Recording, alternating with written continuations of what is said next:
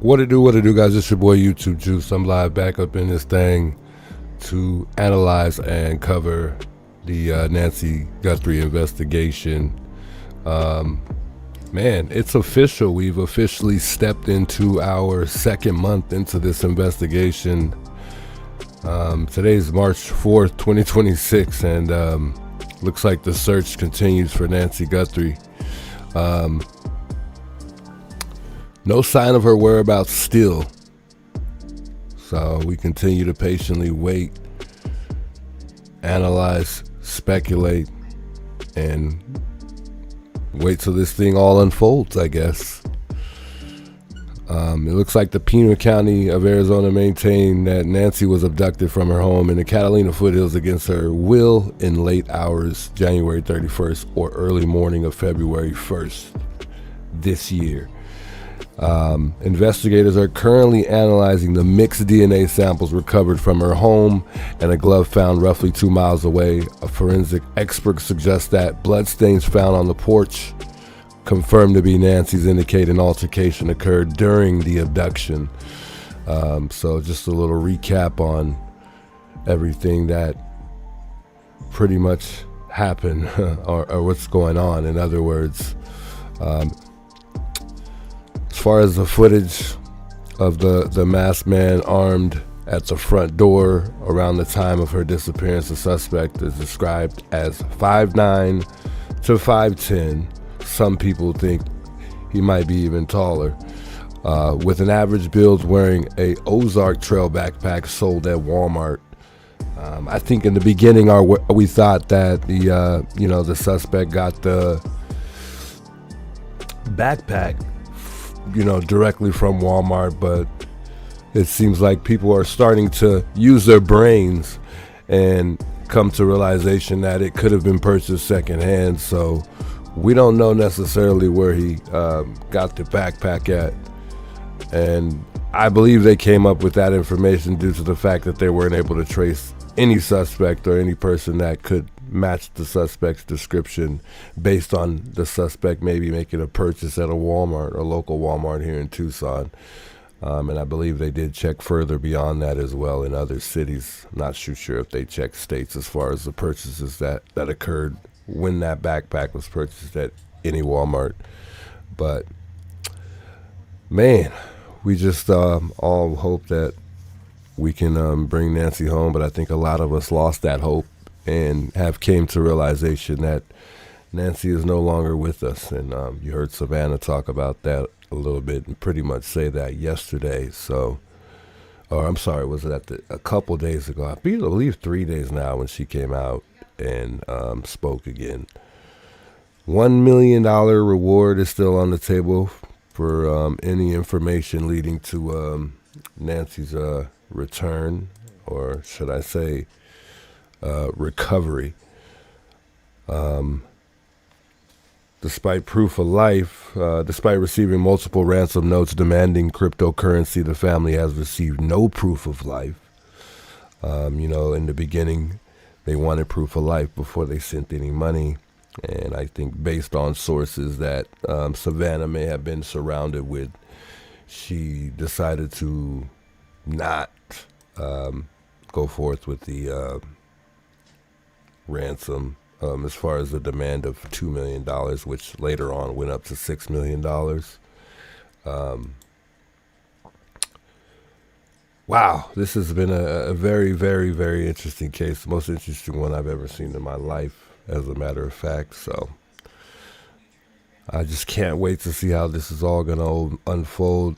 I think a lot of the FBI has a lot of details that we don't know about that, eventually we'll learn later.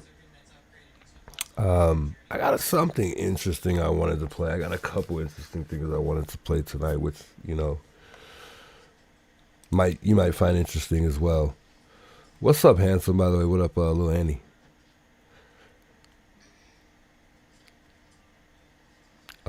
I just really hope they bring this lady home. Bring her home, whether, dead or alive. Bring this lady home, dead or alive. Let me play this video right quick. I think this is an interesting little theory that this girl had. I think she took it to TikTok. I'm not too sure who she is, but I want to play this interesting clip from her.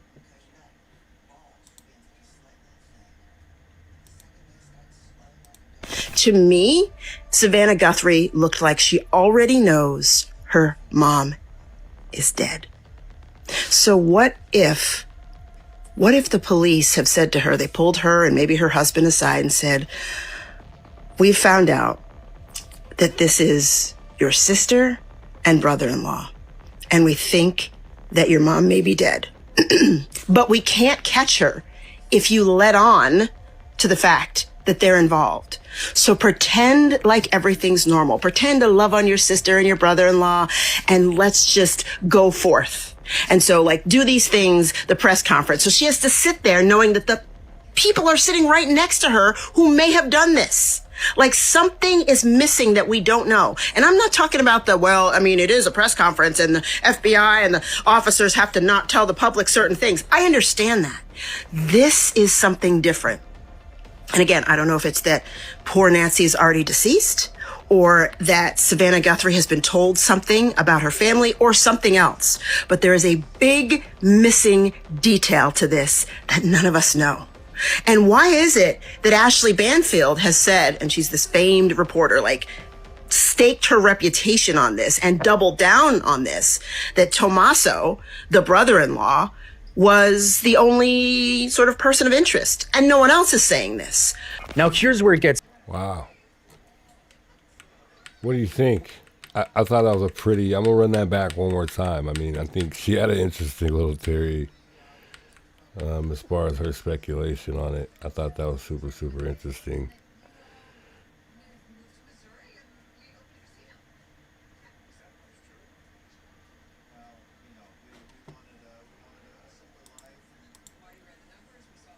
I don't think, I'm not too sure if Ashley Banfield said that. I think Ashley Banfield said that, I think she was asking more so, asking why is he the only person of interest. I don't think she said that he was the only person. I don't know. I think that's what she was saying, though. I'm not too sure. This story is so puzzling. It really is, man. Well, big welcomes, by the way, Moses. I'm going to run that back. We'll play that one more time, though. We'll play this one more time. Her mom. Just another TikTok going viral from an influencer. Just imagine Savannah had to play it cool for right now, but her sources told her that it was her brother-in-law and her sister. Just imagine that, though. I highly doubt that, because I think things would be awkwardly weird between them two. They seem like they were, they seem like they've been very involved with one another and very close with one another. But I guess you never know what happens behind closed curtains. To me, Savannah Guthrie looked like she already knows her mom is dead. So what if the police have said to her, they pulled her and maybe her husband aside and said, "We found out that this is your sister and brother-in-law, and we think that your mom may be dead, but we can't catch her if you let on to the fact that they're involved. So pretend like everything's normal. Pretend to love on your sister and your brother-in-law, and let's just go forth." And so, like, do these things, the press conference. So she has to sit there knowing that the people are sitting right next to her who may have done this. Like, something is missing that we don't know. And I'm not talking about it is a press conference and the FBI and the officers have to not tell the public certain things. I understand that. This is something different. And again, I don't know if it's that poor Nancy is already deceased, or that Savannah Guthrie has been told something about her family, or something else. But there is a big missing detail to this that none of us know. And why is it that Ashley Banfield has said, and she's this famed reporter, like, staked her reputation on this and doubled down on this, that Tommaso, the brother-in-law, was the only sort of person of interest, and no one else is saying this. Now here's where it gets even more intriguing. I don't know. So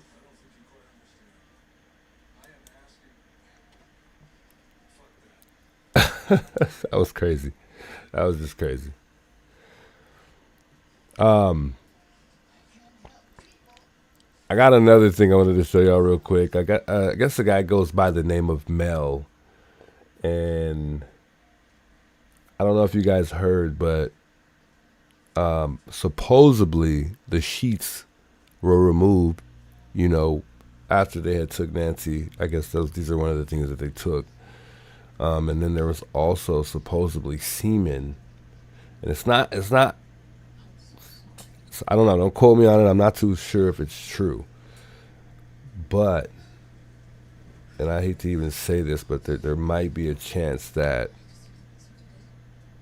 I'm not even going to say it, but if you could put it together yourself, supposedly there was semen found on one of the sheets. If that would be the case, though, which I don't know if this could be even true, if that was even the case, just imagine, by the way. Oh, bro, that's sick. If that was true, I would only think that would be the DNA that they need. So that's what would make me not to, that's what would lead me not to believe that would be true, due to the fact that there was any semen at all. But check this out. Said in the interview. And then the word I'm getting now is I am being told that her bed sheets are missing and her bed clothing, which she normally goes to bed in, is missing. Really? Yeah, that's sheets the link. Missing? The bed sheets were missing, and there was blood found in the bed, along with perhaps some semen. Don't quote me on this. No fucking way. This is my source. He's solid as can be. He's not been wrong yet. Don't quote me on that exactly, but that is what I'm hearing. So that's a pretty startling detail from someone Chris trusts and says has been solid so far. So if the source's claims are accurate, the missing bed sheets and nightclothes, plus blood and possible male bodily fluids in the bed, would suggest something may have happened right where Nancy was sleeping before she was taken. Chris made clear he's not quoting his source word for word on the fluids part, but if confirmed, the information could raise serious questions about what went on inside that bedroom. Now let's walk through the timeline of that weekend, because the speed of everything is raising some real questions. Nancy was last seen Saturday night, January 31st, after taking an Uber to her daughter Annie Guthrie and son-in-law Tommaso Sione's house went down. Mrs. Guthrie, didn't show up on the church, whatever group she was meeting. They called the family, and then the family magically. See, here's the thing for me. I got a question, guys. This is my question right here. So, if I miss church, and I get it, she's old, so this is probably going to be everyone's, excuse for why they would have reached out.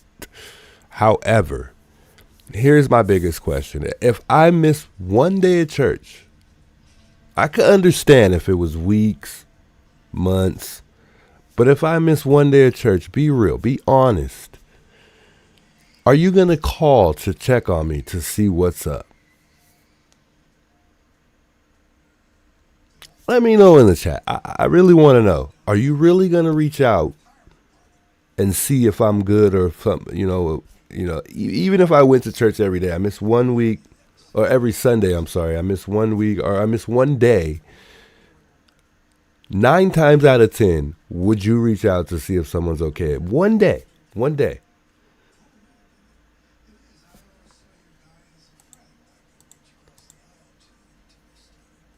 Depends.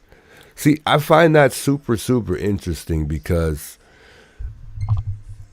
in general, I don't feel like someone's going to reach out to see if you are okay if you miss one day at church. And I feel like it just happened too fast, due to someone discovering whether or not she's gone, I guess, because, I mean, apparently someone from church called right away.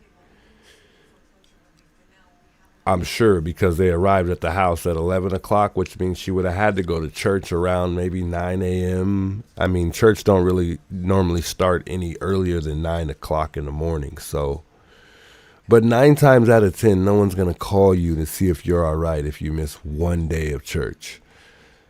So I kind of find that odd, but I mean, that's why we know there's so much to the story we don't know.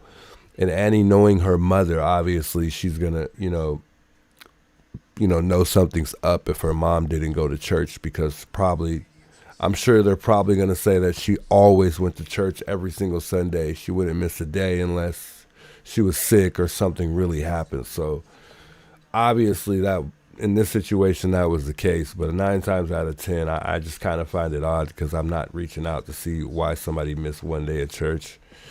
I guess maybe it depends, like you said, on who it is.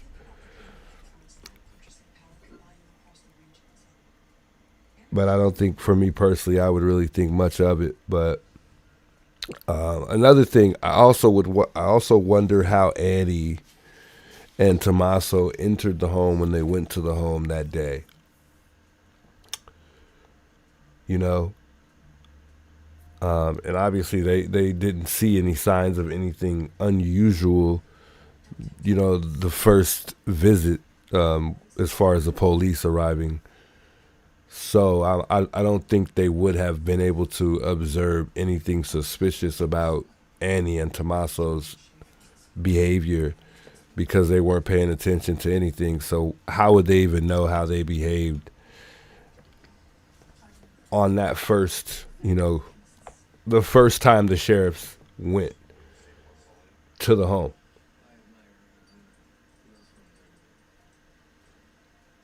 Yeah, also they didn't see the blood at the front door, so it's like, I don't think they had any, their suspicion just wasn't raised. So why would they observe somebody to see if anything's odd if they had no suspicion that she was kidnapped or even killed?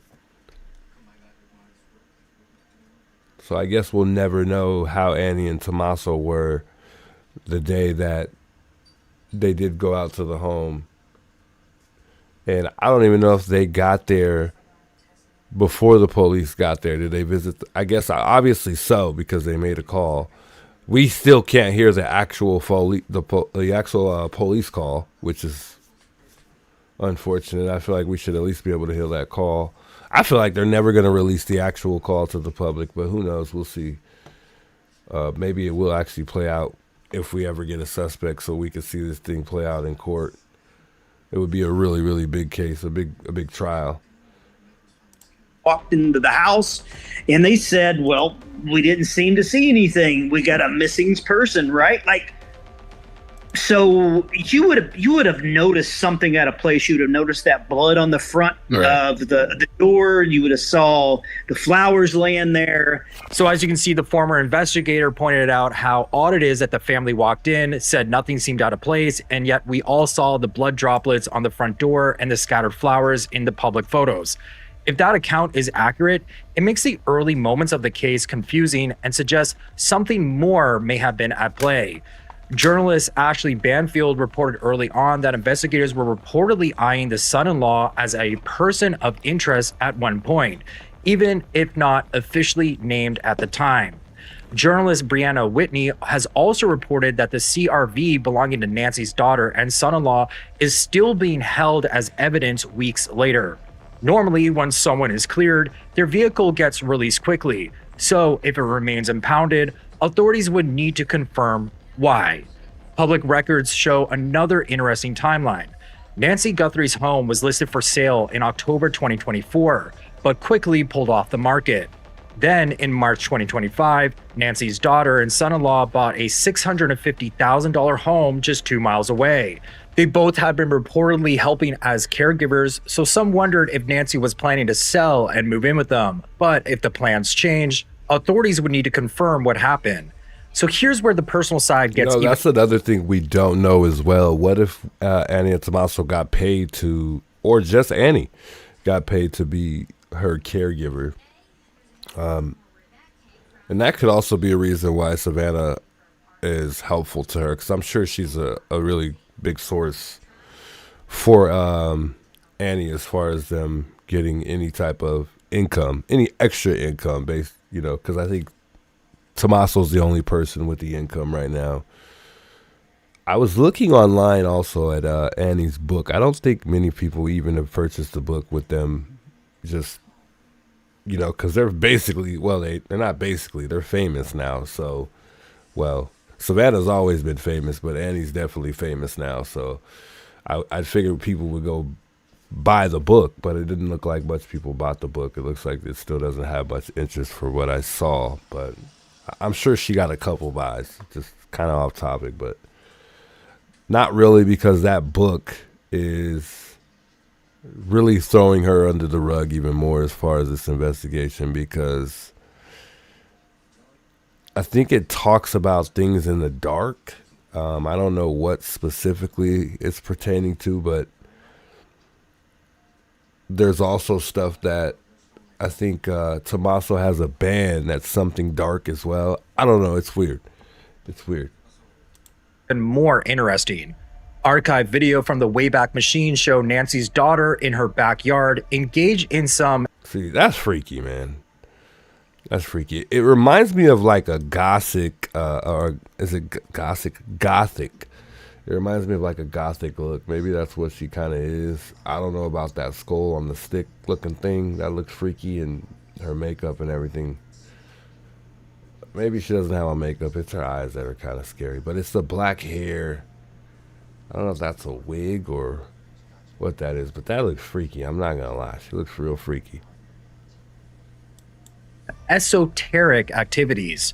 Her book, The Good Dark, published by Tupelo Press, explores New Age and occult themes, including oracular writing. So The Good Dark. You tell me that doesn't sound like really freaky. Self-erasure and blurred lines between God and nature as God. Her public About Me page once described her as a writer and jeweler, offering manuscript consultations and private sessions in that expansive methodology. Her online profiles also list her as an author focused on oracular writing and the good dark, with interests that many online observers note lean toward non-Christian spiritualities.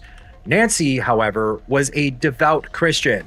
Despite the sheriff's repeated statements clearing the family, if these differences in worldview created real tension, authorities would need to confirm whether that played any role. Here's what Chris Roach had to say when he was asked about his theory.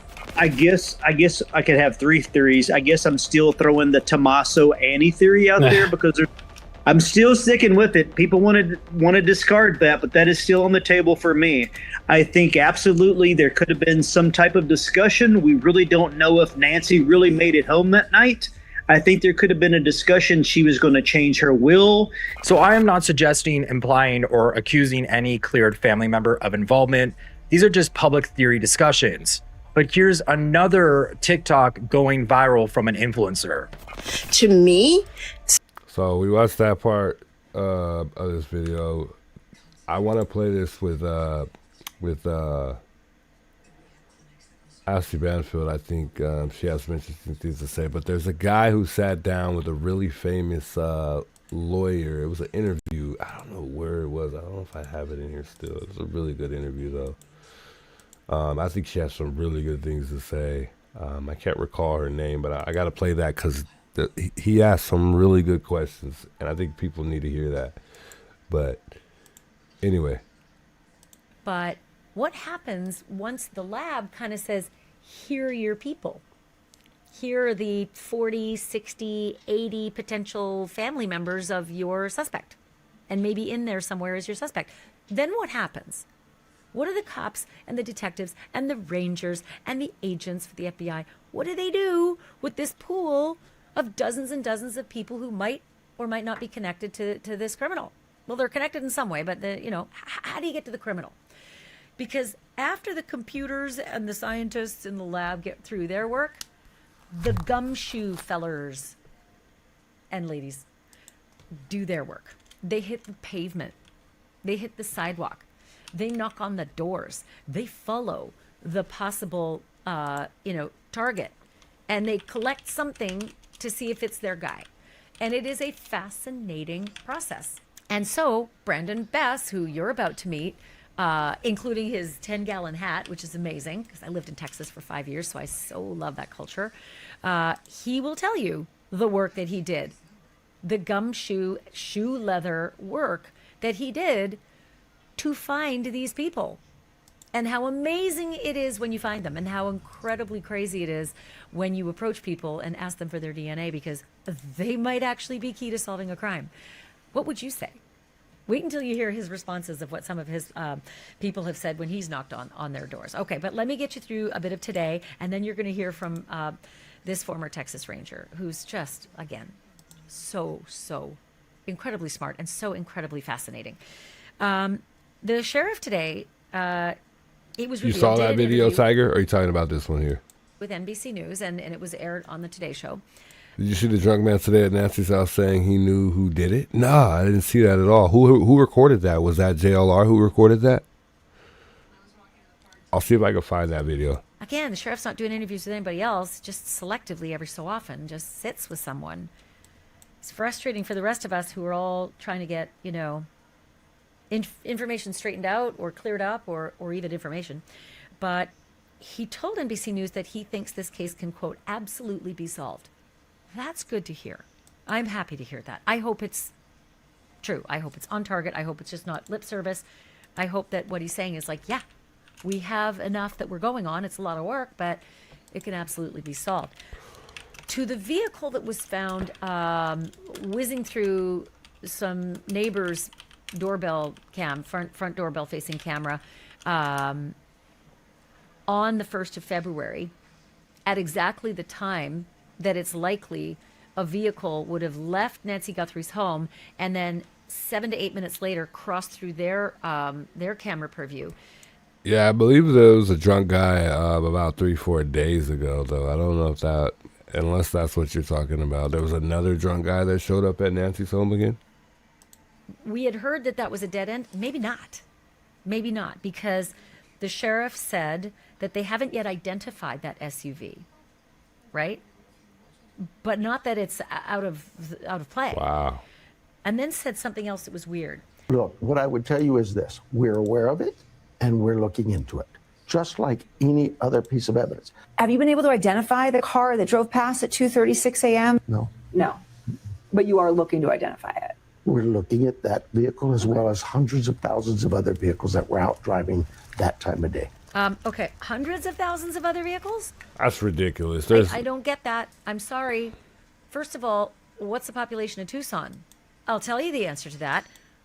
It's roughly 560,000 people. So out of 560,000 people who live there, hundreds of thousands of them were driving at... Yeah, that's silly, bro. I don't know if he really should have thought that through before he answered that question. He really should just stop doing interviews and give us a press anyways. This is an ego trip thing. I mean, it's definitely an ego thing. I think Tommaso wants to be Nanos wants to be a superhero, but he just doesn't have the brains. He's like Donald Trump. I love Donald Trump. I think Donald Trump is actually intelligently smart, but he's also he's smart, but he acts dumb. But I think Nanos is just completely dumb. I'm sorry, not even to talk about Donald Trump right now, but Nanos just reminds me of him. I don't know why, but it's definitely an ego thing. Tommaso, why do I keep saying Tommaso? Nanos wants to be in charge. He wants to be able to I think he wants to be the one to figure this all out. I feel like he wants to take all of the credit for this investigation. And I think part of that big ego comes from the fact that he messed up in the beginning, so I think he wants to make a point. Did that happen during the day for the drunk person in front of JLR's, or did that happen later? At 2:30 in the morning? That seems like that statement wasn't thought through. And I say that also because Michael Ruiz from Fox News was very, very clever and smart and went back to his files from Moscow, Idaho, and said that Idaho investigators had a list of more than 20,000 white Hyundai Elantras to sort through. So, okay, that was one vehicle they were looking for. I would very like to see that specifically. too. But 20,000 is a much more manageable number than hundreds of thousands, right? It was also seen in the middle of the night on these dark cameras and identified as a white Elantra. But other people thought that this might be a Kia Soul. So I'm just curious as to why the sheriff would say we're looking at hundreds of thousands of vehicles, other vehicles. So some other things. The sheriff said the motive remains unclear. Okay, to me that's huge. Because It's like 3 p.m. Wow. Okay. If there were evidence that, of course, we don't know about, they're not telling us everything, right? If there were evidence, say, somewhere in Nancy's home, say her bedroom, that led them to suspect maybe this was an attempted rape or something like that, well, he's saying no, the motive remains unclear. So the mystery gets bigger, but at least that kind of sheds the possibility of the parade of horribles that we were all hoping was not the case. Again, it's the sheriff, and a lot of times what he says has to be cleared up or corrected, so I don't know. Sad that I can't trust that that's ironclad, but it is what it is. The task force. Remember we told you that, look, in every one of these cases, eventually there has to be a drawdown of personnel, and there were 400 people working on the Nancy Guthrie disappearance at one time. Hey, I saw earlier it looks like somebody had ran over the flowers or something like that. I did see JLR post that earlier. That was pretty interesting, I thought, with the flowers. Not to stop the video, but that's really weird. That was really rude and very disrespectful if somebody really like jacked up the flowers. Just saying. And the sheriff has used, certain euphemistic language to say that we're going to ebb and flow. These are my words. As needed, we'll adjust personnel. And so at the same time as saying that, the sheriff said there was a task force that had been established with Pima County Sheriff's Department homicide detectives as well as FBI agents. All right, so that's nice that there's a defined group that's working on it, but it also tells me it's a smaller group than it used to be. And they said, or the sheriff said that they're still awaiting DNA updates, that task force is still awaiting DNA updates from the private lab in Florida. All right, then. I like this. The last we heard was that the sample was, an incomplete sample, that they had trouble separating it from a mixture, but that itself, it was incomplete and couldn't be loaded into CODIS, which is a yes or no, right? CODIS is the National Offender Database. You take your perfect sample, you stick it in there, you say, you got any guys like this? And it says yes or no. So with a partial sample, doesn't work. But that doesn't mean that you don't go another route, which is, investigative genealogy or familial DNA research. And I'm going to get into that in a moment with my guest, Brandon Best, because that's what I think was going on. But then the sheriff also said that they were still having some issues with the separating it from the mixture. But I spoke with an expert who said, bullshit. We have mixtures all the time. That's what rape cases are. They're a mixture.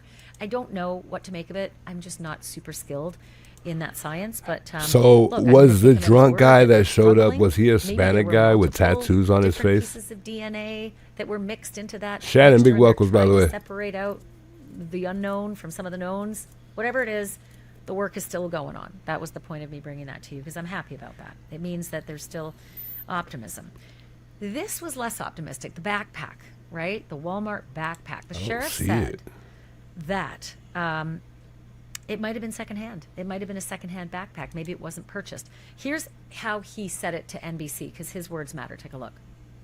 We've now learned that maybe it wasn't purchased out of Walmart. That backpack is new, is exclusive to Walmart. But who's to say I didn't buy it and put it on eBay?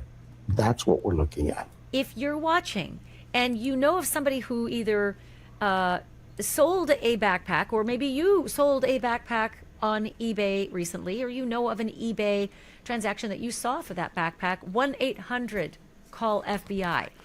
Why are they just now discovering that they were able, that backpack may have not been purchased from Walmart, or he is just barely telling us because they're just barely interviewing him about it, I guess. I don't know.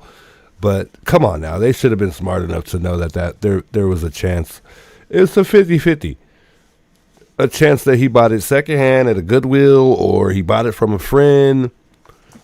I doubt he bought it from a friend. It looks like I'm sure that person that did this isn't completely broke, because he was smart enough to not make, too many mistakes. So, I mean, you never know what situation anyone's in, but I can't really say that this guy was completely broke and he had no money, and he was broke enough to go buy it secondhand. It would have been smart if he did. I mean, based on where we are from what we know, you know, it seems like he's a very, very intelligent person. So I think with that being said, I think he might just have been smart enough to go ahead and purchase this bag from a Goodwill. And I think purchasing it at a Goodwill is really going to be tough to trace. So I think that would have been a smart move had he did that. But I mean, come on, it's a 50-50 chance that this guy didn't purchase the bag at Walmart. In the beginning, they were saying that the bag was like the things that he had on in general was brand new. And I don't really think they were able to determine that. So I don't know why people were saying that. There was a lot of things that were thrown out there that shouldn't have been thrown out there. There were some guys that pulled up at Nancy's home on JLR stream earlier. I don't know about whoever it was that, I don't know who it was. Somebody's saying in the chat that there was a drunk guy in front.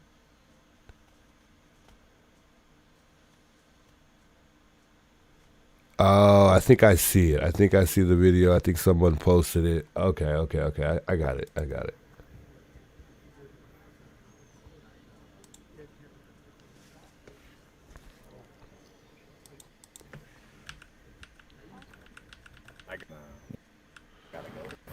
I believe somebody had showed up at one point in front of the house. I don't know who that was. Let's see. Who's here? Dun, dun, dun. Is he at? Here. Keep it here a minute. I don't know where the metal detector people went.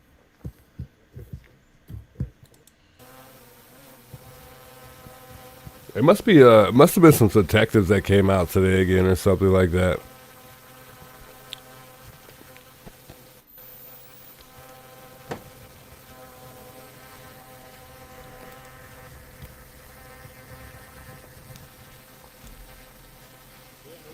I'm not too sure if he ever figured out whether or not there were some detectives that showed up or not.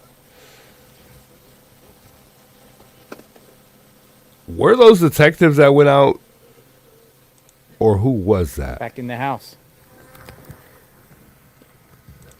Went back at the house. I'll spin it back as soon as they come back. Walter Nash? Is it Snickle? Snickle, big welcome, by the way. Yo, Shannon with the $10 super chat. Yo, much love, Shannon. I appreciate that. Yo, I'm not used to that. Much love, Shannon.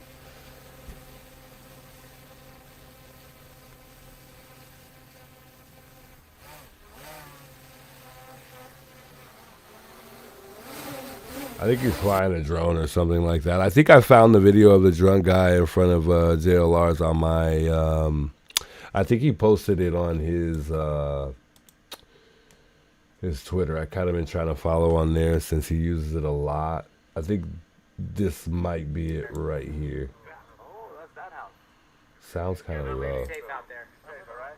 Your dad's driving, right? Oh, the house down. Careful. Have a good day. Make sure you give that information. Is this it here? I came at park. All right? Give me Brian Guthrie's number. Who? Brian. Who are you looking for? Oh, man. Okay, let me see if I can actually find it on his thing real quick. Hold on, guys. If I can find it on this thing, we'll have a better point of view on that. Let me go to JLR's actual stream, because let's see if I can find that part in it, because that's some terrible, terrible footage right there. Very terrible.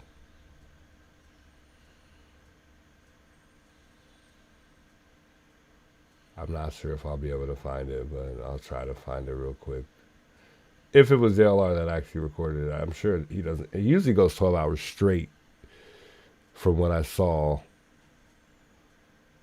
So I don't think he would have not, gotten it.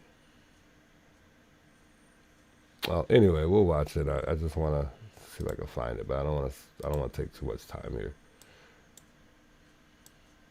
I'll see if I can find it. Oh, God, great. Okay.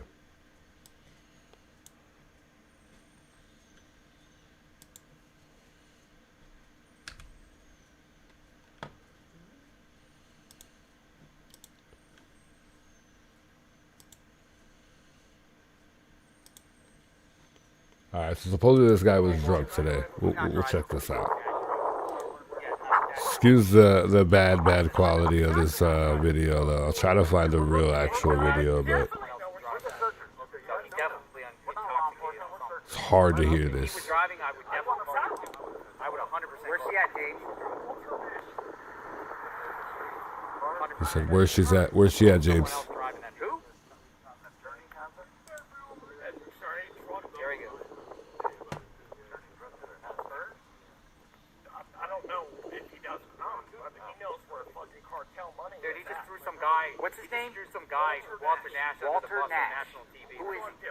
Drug Piece of shit fucking. Wow. Whoa. No, no. He can speak. It's this is raw. So. Wow. What's up with the footage? Why is the footage so bad? I mean, if JLR, I mean, he obviously wasn't. Maybe he wasn't recording at this time because he should have. He should have. Normally, if he reposted, it's from his stream, so I wouldn't see why he wouldn't be able to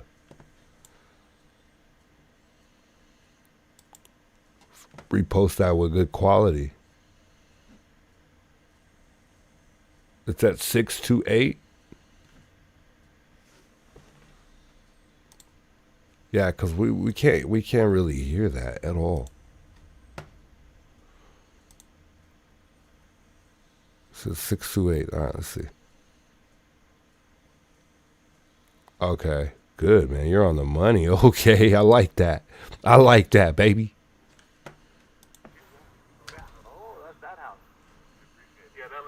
Out there. Your dad's driving, right? Oh, the house down. Careful.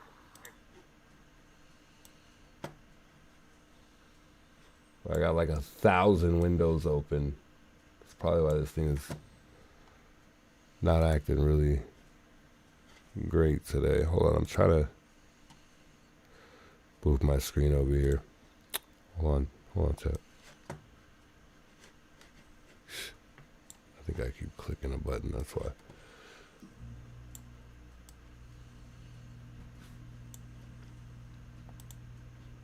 Okay, here we go.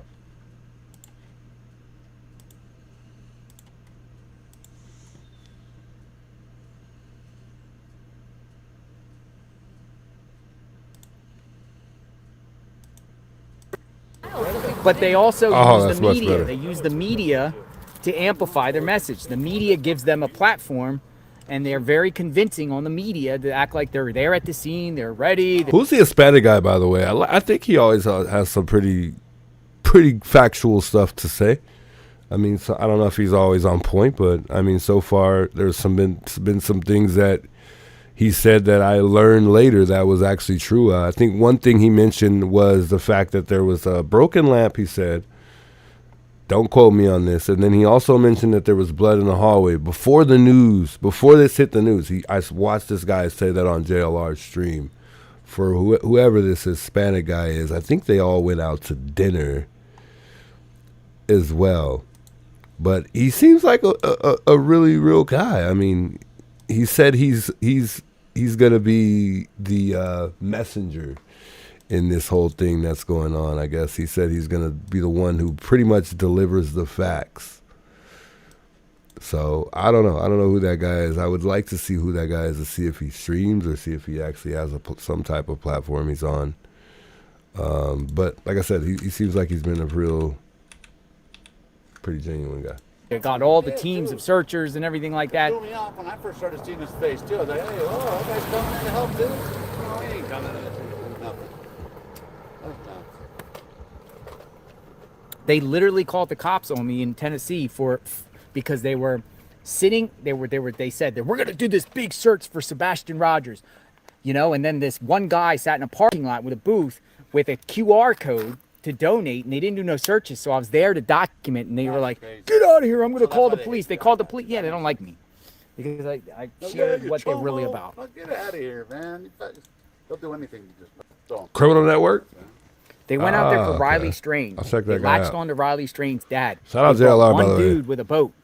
And this guy. And then and then a bunch of other volunteers that have nothing to do with them bring boats, but they take photo ops with the people with the boat saying, I got to meet JLR. I didn't we get have to meet lots that guy, of boats launched out in the river looking for Riley Strange. Well, me and JLR they talked were a couple already there. times. Yes. Yeah. Or they'll take That's what I photos got and from- other that's what I searchers got that from have their own boats, and then they. Supposedly a drug Or guy's here, supposed to our come up boat. at That's- some point, so that's what I'm waiting for, guys. I think I'm not deep enough yet. Who? Okay. Okay, so I think this is where he comes up here. I didn't come to fucking dance. Okay. I came to party. All right. Whoa. Give me Whoa. Brian Guthrie's number. Who? Ryan. Whoa. Who are you looking for? Yep. Whoa! Whoa! How you doing, man? But James. My name's Alex. James, what's going on? How you doing, James? James. I know everybody in this. Run that back. My man pulled up aggressive. Give me Brian Guthrie. Some fucking dance. Ryan Guthrie? Who's Ryan Guthrie? Oh, that's that house. Yeah, that lady's very Did you see where they pulled in? Oh, the house down the street. Yeah, she's very protective. Okay, but I didn't come to fucking dance. Okay. I came to party. All right. Give me Brian Guthrie's number. Who? Ryan. Who are you looking for? Yep. let's interview you. How you doing, man? But James. My name's Alex. Nice James, what's going on? How you doing, James? James. I know everybody in this town. Tell us about where I know exactly where she's at. Tell us in. We're looking. We're okay. I definitely know where she's We're the at. searchers. Okay, yeah, Let me tell know. us. We're not law enforcement. We're searchers. Let us know. We're like you. I We know want to bring exactly. it home. Tell us. Where's she at, James? Walter Nash. Or I'm an attorney. Who? an attorney has her? Attorney drug dealer. Attorney drug dealer has her? I don't know if he does or not, but he knows where fucking cartel money is at. What's his name? Walter Nash. Walter Nash. Who is he? Drug dealer. Drug dealer. Piece of shit fucking drug dealer. Whoa. Watch your language. This is No, no. He okay, could speak. sorry. This is raw. So the Hispanic guy is telling him to watch his language because JLR, I watched this myself. First of all, this Hispanic guy right here, I guess Criminal Network or whatever his name is, he has a very hard time not cussing. And JLR had got on his tail one day. I don't know if you guys remember this or you guys were in tune at the time, told him to stop cussing. And he was like, yo, I'm on stream. I'm on stream right now. And I think that day he was a little overwhelmed with that guy. I feel like he kind of didn't want to be around him for I don't know about the rest of the day, but for at least that moment of the day, I kind of caught the vibe. how do you know that he is involved with Nancy? I don't know if he is or not, but he knows every cartel fucking person in this fucking place, man. You know what I'm saying? How do we I reach believe him? you. I believe you. If you're local. Did you turn that information into authorities? You from Tucson? Yeah. I live here too, but I just moved here like 6 months ago. But I love it, man. I swear to God, that's exactly. If someone knows who that is. Yo, that's Justice, what I big was welcomes. saying. Welcome back, yo. Give me this Brian Guthrie. Give me Brian Guthrie. You live locally around here? Yeah, Orville. Yeah. Oro Valley? Did you give this information to law enforcement? They already know it. I mean, They know it? But did you give the Sometimes you information? gotta- I'll That's give not you. even I'll tell you making what. any sense. You know what I'm saying? I mean, you need to. You know, look. I'm looking for. I'm trying to find this chicken. You know what I mean? This who, Nancy? Chicken.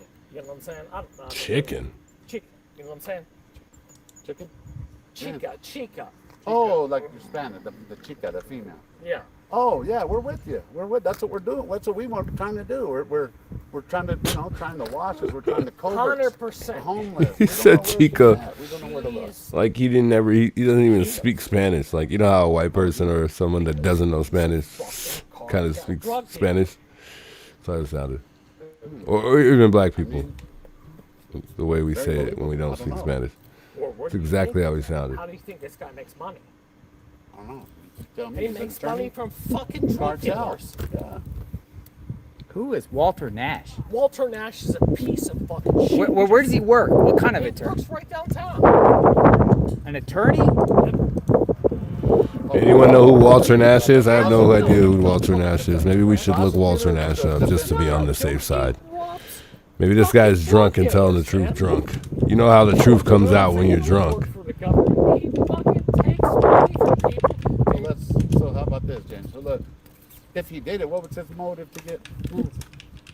What's his motive? Like, if you know he's a piece of shit, he's a drug dealer. What would be his motive to Yeah, I don't see any Walter Nash locally. It looks like a lawyer came up for a Walter Nash. Someone of the money. Trust me, I live in this fucking place, man. Yeah. This is my town.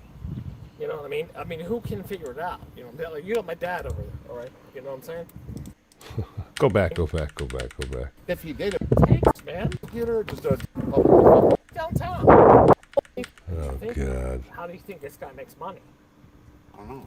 Tell me He he's an makes attorney? money from fucking drug dealers. Yeah. Who is Walter Nash? Walter Nash is a piece of fucking shit. Where does he work? What kind of He attorney? works right downtown. An attorney? Or is he like a Hell no, prosecutor? he's no public defender, man. Prosecutor or just a defense? No, dude, God. he robs fucking drug dealers, man. You know what I'm saying? He don't work for the government. This will be Walter Nash. He doesn't look like he. Made it, what was his motive to get? That's the person who came up. He doesn't look like he would He's a drug dealer. What would be his motive to take Nancy? be any type of drug dealer or robber or some sort. What, a family member or something? Maybe? Someone of the money. Trust me, I live in Yeah, Big Blue Wild Country. Big welcomes. You know what I mean? I mean, who can figure it out? You know, like, you got my dad over there, all right? You know what I'm saying? You We're and your trying dad? to we're trying to That's figure, awesome. we're trying to fix So this. that's what we're doing too. I'm a local. We're just trying to find her. You can say that too, man. I hate that piece of shit. What did he do to you? Like, how do you know seems. him? I don't know if that's just drunk. He might what's be going a on? little bit more than You know just what I don't drunk. like about him? Huh. Because he poisons people. How? With the. Drugs. Oh, yeah. You know what I'm saying? I think you should go to the police with this information. If they don't know. You said they know? He thinks that. Why is JLR and these guys? Why is JLR trolling this guy? Look, I brought my dad out of here. Like I was. I mean, that's the right thing to say and do. Oh, you're talking about Brian. No, Brian fuck that guy, man. He's a fucking cartel fucking drug dealer, man. You know what I'm saying? You know what I mean? Right. You know? I mean, that's where if anybody knows, that's who knows. You know anybody who has any? Who are you here with? Are you driving? Dad? No. Your dad's driving? Yeah, where did he come from? So your dad, huh? No, my dad doesn't know that. I've been a federal prison for like 20 years. You know what I'm saying? Life happens, right? You know what I'm saying? Life happens and shit, and I know exactly. If anybody in this town knows who did it. Is it maybe because you have a grudge on him? Maybe? Yeah, maybe you could say. Okay. You know what? I can see how that could be. Maybe you could say. Maybe you could say that. But, no. But if anybody in this Pub town Mama knows 84. where Big welcome. she's at, He would not. that's exactly no. That's exactly. How do we reach it? Call his fucking phone number. Was he like your attorney one time or something? No, actually not. I don't fucking have piece of shit attorneys like him. You know, Was he? So how did you meet this guy? My drugs? problems ain't your problems. You know what I'm saying? What do you mean? You would explain that. I don't understand what you mean by that. My problems ain't your You're my problems. problem? I've seen. I'm an open book. I got all kinds Listen, of problems. So I'm I've learning. seen this guy rip people off fucking left and fucking right. People do that. You know what I'm saying? That's exactly who it is. Someone knows. He's a local? Oh, 100%. Church Street, right down there. You know what I'm saying? If anybody knows who it is, it's him. Because he is the biggest fucking drug dealer in the fucking whole fucking South. Yeah, I have no idea what this guy's talking about. So if the family member's older, I'm lost. So it was. You think the ransom was valid? Like in other words, if he's involved, he took Nancy This is for. He's not driving, folks. He went's driving. It is. No, we agree. So if somebody's driving, why hasn't his partner came over and told him let's go? very odd. Is he drunk too? I think that honestly, maybe it was some stupid kids. He does realize he could possibly go to jail right now. I Did think this guy go to jail? Here, like since we don't know the answer, it could very much be kids. It could be a homeless guy. It could be. There's really. We don't know That's why we're looking for those. Listen, there's a $1 million reward. Don't you think you should take that information to the police? I want that motherfucking $1 million. You want it? Call You want the 1-800? What is it? 1-800 call FBI? Oh, What I'm God. telling you right now, okay, that piece of shit drug fucking dealer. Okay, look, I'll tell you what, dude. I don't like drugs. Okay, you know what I'm saying? I'm a recovering drug addict, but I'm clean, no, so I mean, got you you. know what I'm saying? I don't like people fucking ruining, poisoning people in my fucking city, bro. And that's exactly who that is. You know what I'm saying? Yeah. It says, yeah. What about the sheriff? Nanos. Yeah, what do you think about Nanos? I don't know much about him. I don't know if he's been out there, but I shot you. I'll tell you though. Look, that piece of shit ruins people's lives. You know what I'm saying? That's exactly. You got the number right there. And you have my face, okay? And 100% you can fucking put my face on this. You know what I'm saying? That's exactly who it is. Tell him, James. Walter Nash 100% fucking knows who fucking is involved in this. Tell him. I just told him. If they arrest Walter, I just told him. You know who gets the reward money? James. That's cool that your dad brought you out here, man. I know my dad. No, they really just trolled this guy, man. Nothing wrong with That's that. exactly That's cool that it. he's helping you I'm with that. telling you. That's exactly any fucking drug dealer in fucking Tucson, Arizona is involved with Walter Nash. And you could just, you have it right there. We appreciate it, man. Be safe out there. Be safe, all right? Hey, Your dad's driving, right? Everything good? Walter Nash, guys. Careful. You heard the man.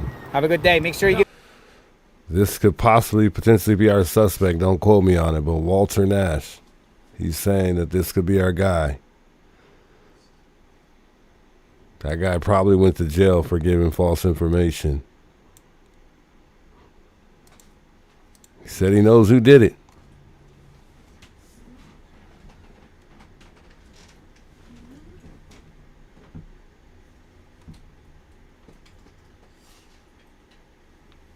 Yo, you know what was interesting tonight? The most interesting of the part tonight was the fact that there was a full moon.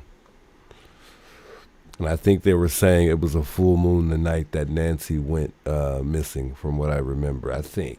Don't quote me on that either. I'm not too sure. But I believe the night that she went missing, it was a full moon. And it was a full moon tonight. You know what I saw when I seen that full moon? A white van right after. I kid you not.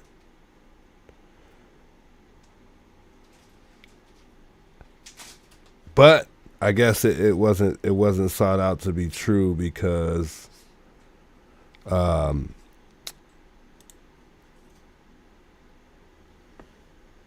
nothing happened today. We have no results. It still remains where we've been standing this entire time.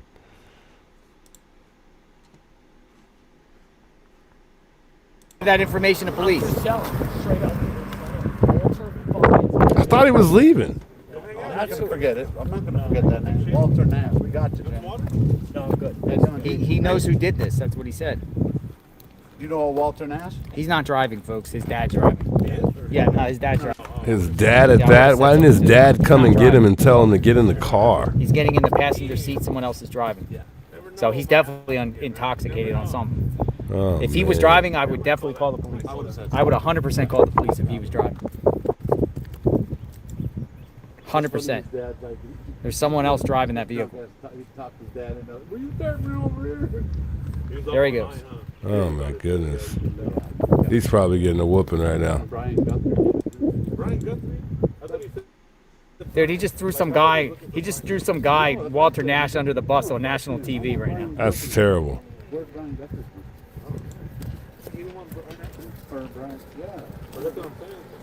He just threw this guy, Walter Nash, under the bus. Hey. What service are you with? What news service? Hey, JLR Investigates. I am JLR Investigates. I'm a media, yeah. Oh, I've seen you. You see me. How are you? I'm fine, except I just have a little problem with the some of the.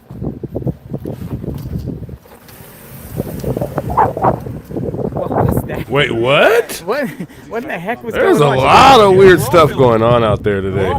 Dude, what was that? What was that? Yo, y'all didn't tell me about this part. That was weird. He just threw this guy, Walter Nash, under the bus. Guys, Hey. what service are you with? What news service? Hey, JLR Investigates. I am. I am JLR Investigates. I'm a media, yeah. Oh, I've seen you. You see me. How are you? I'm fine, except I just have a little problem with the some of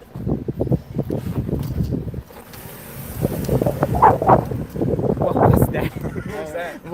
What in the heck was going on? She goes, Yeah, we're all filming. She said she had a problem with something, and then this guy, maybe the guy in the hat right there, scared her.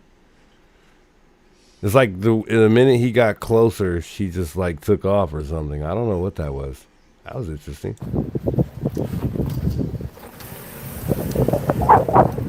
what was that? That was really weird. I am. This guy. He just threw this guy, Walter Nash, under the bus. guys. Hey. What service are you with? What news service? Hey, JLR Investigates. I am. I am JLR Investigates. I'm a media, yeah. Oh, I've seen you. You see me. How are you? I'm fine, except I just have a little problem with the some of the Skirt! Yeah, that was really weird.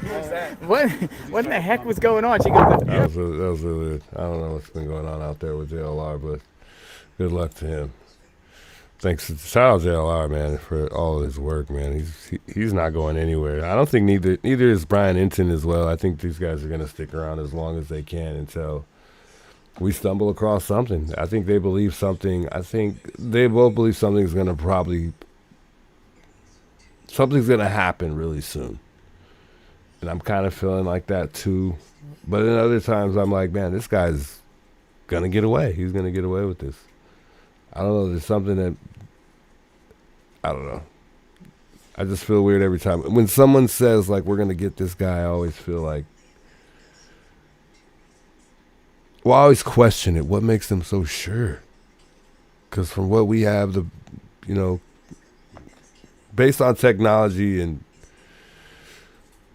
everything else that comes into play, I think most of us are like, there's no way he's going to get away with this. Like, they're going to figure something out somehow, some way. But at the same time, if he didn't really make too many mistakes, it's also like, how are they going to figure this out? If this genealogy doesn't go through, or, we're just going to be, it's just going to be, I feel like at that point it's going to be a cold case. I mean, don't get me wrong. We still have, I'm sure, so many more tips to go through. I mean, these guys still have so much to discover. So, I mean, I just feel like they have so many angles that they could do this at, so, and who knows where they stand, because they haven't shared a lot of what they know to the public. So it's really difficult to say.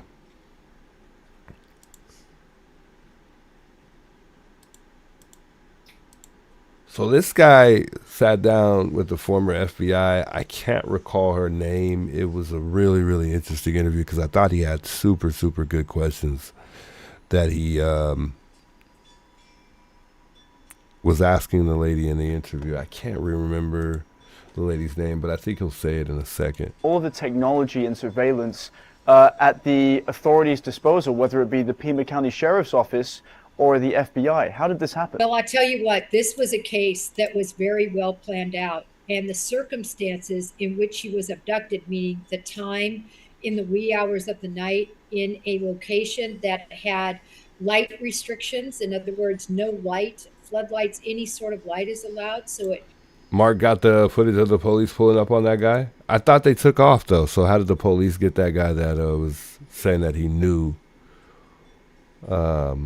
where Nancy was, I guess, or he said he knew who did it? Well planned out, and the circumstances in which she was abducted, meaning Yes, the time Jennifer in the Coffin wee hours Daffer. of the Yes, she's night supposed to be in a very, very location. sharp mind. From what I've observed in this interview, I feel like she seems like she does have a very, very sharp mind.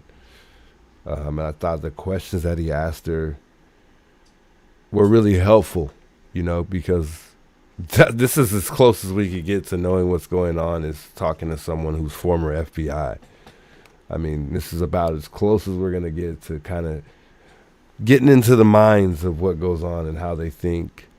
So, yeah, and I guess she's a very well-known former FBI agent. So That had light restrictions. In other words, no light, floodlights, any sort of light is allowed. So it really allowed them to operate in a total cover of darkness. I believe they were very familiar with her habits, this house, and this neighborhood. So all that information helped them also be successful in this abduction. You add that all together, likely not taking cellular phones, so a geofence wouldn't work, but rather communicating in radio by radio contact, as well as being very careful with masking and protecting fingerprints and DNA type evidence. You add that all together and it leads to a lot of dead ends. So it seems like what you're intimating here is that the person that did this took a long time to plan this out, and that they were highly sophisticated and they knew what they were doing. I think they did know what they were doing. Initially, I think a lot of us, myself including, thought how bumbling in terms of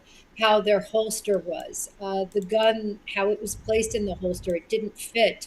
In terms of grabbing weeds and shrubbery to put up toward that camera, which again, I'm not so sure what that was really for, because you could just use your hand to do the same thing. So that piece of evidence I find very interesting.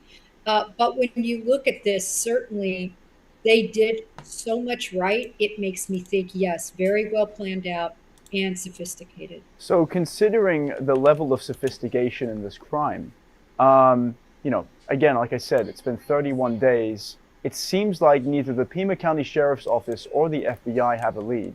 And, you know, we're wondering, at what point does this become a cold case? Well, first, I think this has really shifted. It's shifted into the auspices and overseeing of the FBI. I believe they are handling it in a task force-like setting. The case has been moved to Phoenix now, which is the field office, as opposed to what we call a resident agency, Tucson, much smaller. And so when I saw that, you're going to see many more resources available in that Phoenix setting. You're going to see more analysts that conduct the. So Mark the Shark's. I'm sorry to interrupt there. Mark the Shark stream says he lived a day ago. I don't think it's up on his stream. I was looking for it. Or let me see if it's there. Oh, actually it is there. Huh. I don't think I've heard of this guy.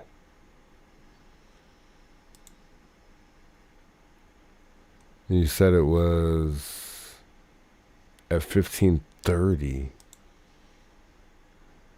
I don't know if it was from his live 3 hours ago or it was from his live 13 hours ago. Here, I'll just try the first one. Oh no, 15:30 is not gonna, because that would mean he would have to stream for, geez, I mean 5 hours, 15 hours. So I don't think it's 15:30.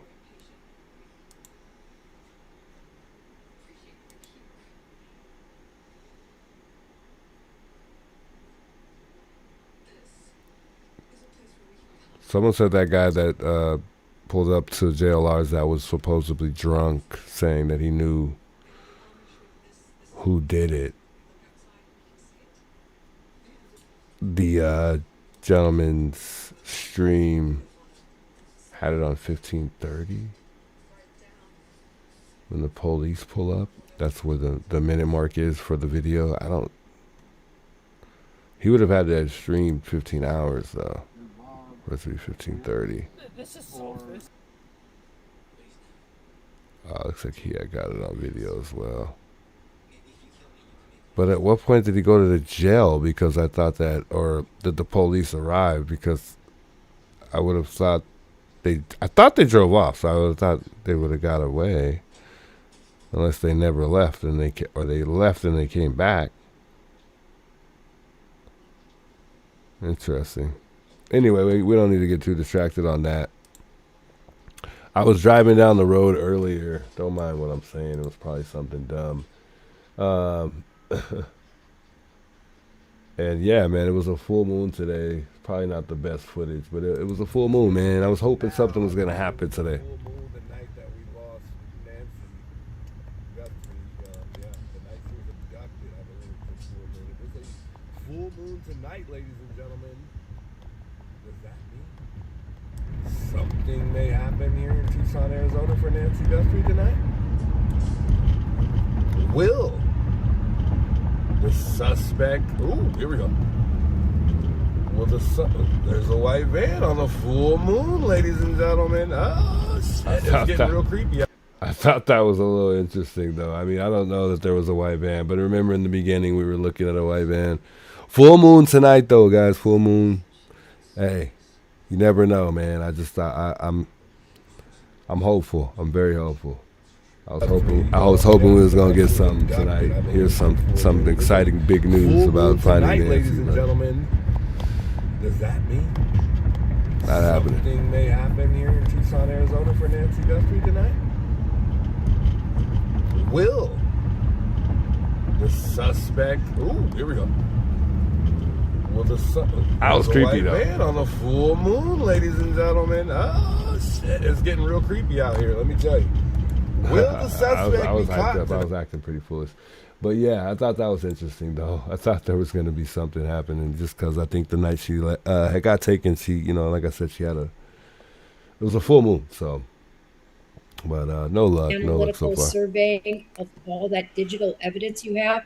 So to your point and to your question, this is the furthest thing from a cold That was case. the one from 11 hours There ago, are so many 15:30? leads and so many directions they are going in right now. I believe behind the scenes, they're drinking from a fire hose and know so much more than the public. I'm glad you brought up the Phoenix field office, because that leads me to my next question. I wanted to ask you, if you were still in the FBI. So I believe they moved the case out to Phoenix because there's more resources there. Well, I don't know if that was the reason why, but I know there's more resources in Phoenix. So hopefully that's helpful to this case. I know they sent a lot of the FBI agents back to where they were originally at, and lessen the amount of FBIs that are working on this case. Does anyone know who is leading this thing? I wonder who the FBI is that's leading this thing. I guess there's always a lead FBI that kind of is the brain of operations, I guess, is how she kind of referenced it in the video. But who is the FBI that's leading this investigation amongst all the other FBI agents? So that leads me to my next question. I wanted to ask you, if you were still in the FBI and you were in that Phoenix field office right now, and it had been over a month since Nancy Guthrie had disappeared, can you give us some examples of what steps you or the task force would be taking to generate leads or to track the people that did this? Well, in this particular situation, you have a case agent, and there's always one case agent in charge. And this individual, from what we're hearing, there are 100 FBI agents assigned to this. To compare this to the Idaho 4 case, they only had 60 at the peak of being assigned. So you have all of these huge assets in actual agents.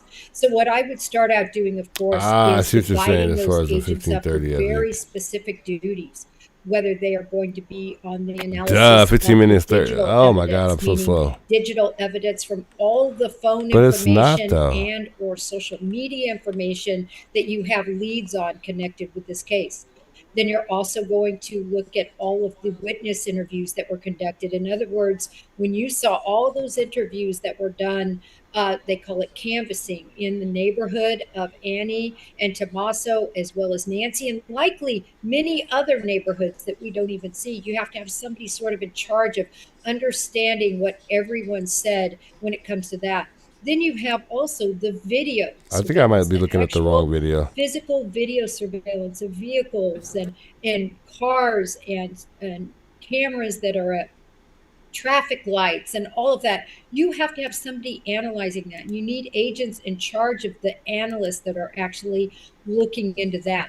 Then you have to have another group of agents that just are in charge of these 30,000 leads that are pouring in, that might be going in all sorts of different directions. And that team is actually going to be physically running down all of this. I'm also going to have a team of my closest agents with the most experience looking at this. I like the way she moves. The fact that she said that she's going to have the most experienced agents on her team kind of makes it seem like she knows what she's talking about and she knows what she's doing. You know, I feel like she needs to come out of retirement and help with this case. Is that even possible? You know, would she even be able to do that? I guess that doesn't matter and it's irrelevant, but I mean, that would be dope. I think she would be helpful, really helpful to the case. It does seem like she has a really strong, sharp mind, so, you know, that might be helpful. But I think she's just helpful regardless, just based on this interview. I mean, she opened up my eyes a lot, I'm not gonna lie. So I think I found the video with where the guy gets pulled up on earlier when JLR, I guess JLR had a gentleman had approached JLR and a couple other individuals saying that they knew who did it. Sheriff's coming in hot. They want to talk to that guy. Is that guy Sheriff's even there though? right now. Look.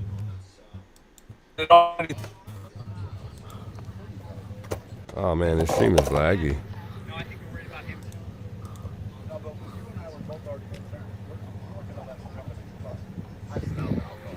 That's right, Rhonda. Much love, man. Thanks so much. Hit that like button if you are locked in. We got 31 viewers right now and only, 7 Look, likes? they brought it's ready for them. Subscribe if you're enjoying the channel, guys. I know it's not much to cover tonight. I just figured inside. I'd come get on and here we go, guys. Speculate and just kind of talk about the Nancy Guthrie thing. I mean, it helps with us as a public to continue to keep this thing going.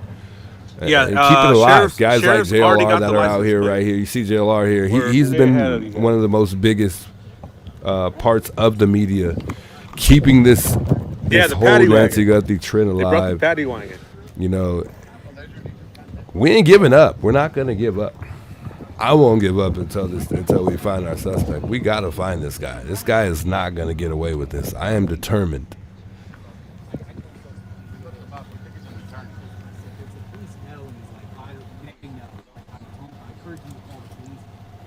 Oh, come on, man. Why you snitching, bro? Come on, man. Nah, he's doing the right thing. He's doing the right thing. I would have did it too.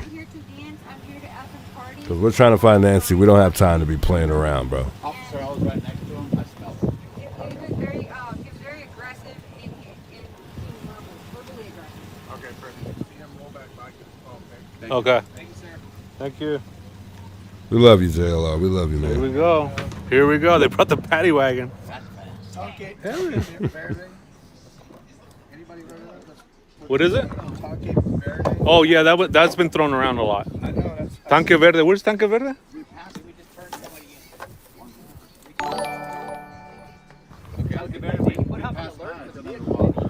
Fast, yeah. Yo, Becky, thanks so much for the Brian sub. Guthrie. Much love, much love. Lock your doors. Lock your doors, Brian.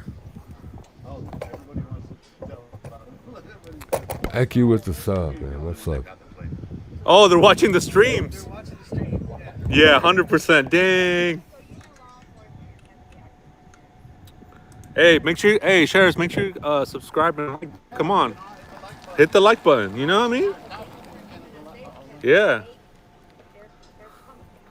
Maybe that's why that lady didn't want to be on camera. You and I both, Becky. You and I both. I am obsessed with this case. Verbally tongue lashing. She was like, woo. Then she saw your camera. Oh. And she knew, huh? She's like, I want to do a night drive one of these put it nights, in or, drive, or huh? do a live feed in front of the. Yeah.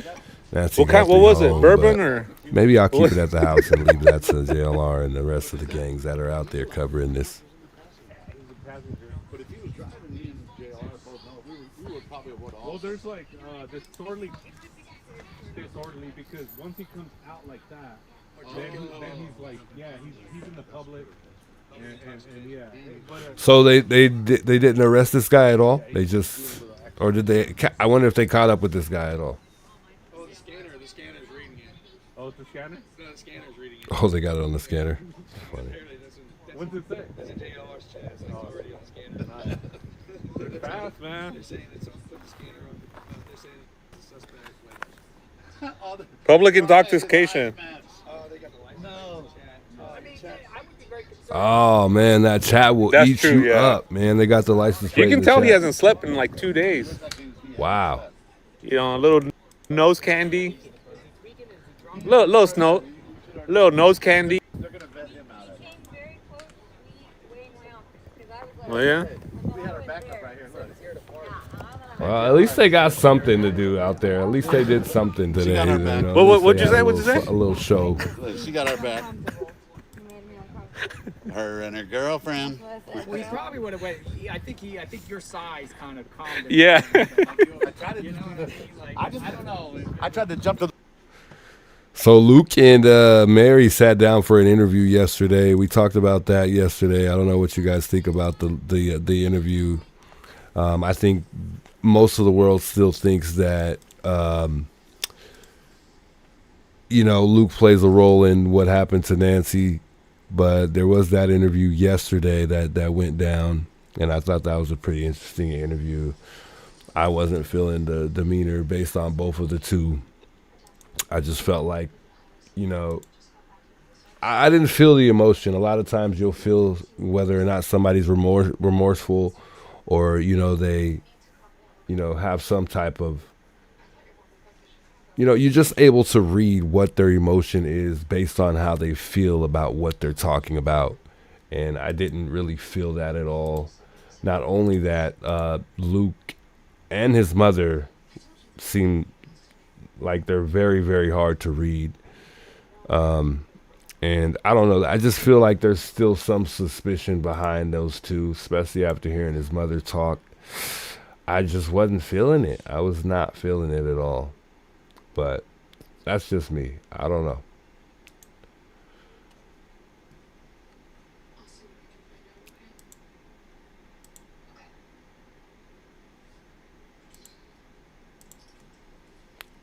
Anyway, let me get through this picking interview. through just like an onion. I'm going to start all over with what we knew and make sure nothing has been missed. So there is a lot going on behind the scenes. We were pretty one quick of the video. media organizations that received these demand letters and these ransom notes.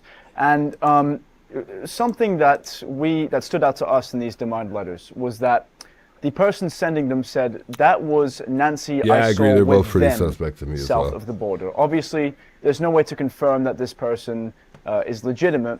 But is this a case that screams to you that multiple people are involved? The only reason that I think that multiple people are involved in this is typically to perpetrate a crime like this, to take somebody under their control, to transfer them to a vehicle, to have that vehicle driven to another location where they would have been Yes. placed, whether they were alive or not alive. It's 3 people, I'm telling y'all right now. Just remember I said it. When they figure this all out, I think some people believe it's just I think a lot of people believe it's more than one for the most part. I have yet to hear too many people say that it's been more than, that it's only been one person, sorry. So I don't know. I don't know what you guys' take on it is, but I think it was at least 3 because I think there had to be 2 people in the home. And then obviously they had a driver, not to say that they're, not to say they didn't have a driver, but if there is a driver, I believe it was a female driver. However, if I'm wrong, and it's, if I'm wrong, I think it's 2 people. If I'm wrong, it would be 2. And I almost want to say they did everything in the garage, but at the same time, it's really hard to call it. You kind of have to pick your own theory, but so many things have happened, it's hard not to change it. But I almost feel like they used the garage to, take Nancy and get out of there. Because just thinking of how you would do it, how would you do it if you were going to abduct somebody? Not to say, we want to ever think about this, but, just put yourself there and think, if you were going to plan this out and do it smartly, would you go through the garage and put her in the car? Or would you go through the front door? I think they went through the front door, but personally for me, I would have did it in the garage and then got up out of there. But I think they took her out through the front door simply because they were worried about being saw, because obviously a lot of people have cameras on the side of their home. Even though prior to checking the home and its surroundings, I think they were still skeptical of that. And the home obviously is much farther away from most homes on average. But they were still skeptical whether or not they would be seen, I think. So I think carrying her out the front door seemed like they made that decision that, it would be a lot better in a situation like this. That's just my take on it. But personally, for me, I would have went through the garage. But I guess you never know what cameras may be hidden maybe in the garage. So I guess it was a smarter move to go through the front. There's a lot of things that you could overthink in this situation, though, so it's tough. To do all of that typically takes more than one person. Plus, when I look at this surveillance footage and the fact that they changed locks on the back, it makes me think that entry was made from the back, went through the garage, entered the home, and then porch guy, the person that we see on video, his duty was actually to disable that camera so that Nancy could be taken from the front door vantage into the vehicle because of the close proximity. And they understood you don't want to be. Yeah, and I said this before. I don't think there was any sign of forced entry in the back. Also, I don't know if you guys know, but there was somebody in the back. I think at one moment in time, we had got a locksmith. I don't know what's playing in my background, but at one point in time, we got a locksmith, and I think they had changed the locks in the back. I think there's going to be a super crazy twist, guys. I think there's going to be a really crazy twist. And that twist could even be, I wouldn't even be surprised if these people had a key to get in the back. I wouldn't even be surprised. Sorry, just wouldn't. I wouldn't be surprised at all. I wouldn't be surprised if that door was purposely unlocked through someone who knew the family. Not saying it was Tommaso, but it could have been someone who knew Tommaso. I don't know. But considering from what I've heard, considering there was really no force of entry in the back, it can't be very many things. Either the door was unlocked, or someone left it unlocked. And I think it would just be either of those two. Either someone left the door unlocked, which could have been Nancy, leaving the door unlocked on purpose, but I think someone living alone is going to make sure all their doors are locked before they go to bed. I don't know about you, but I think if I lived alone, it would get a little weird sometimes. I think we all would have those moments where it's a little weird. So I think living alone,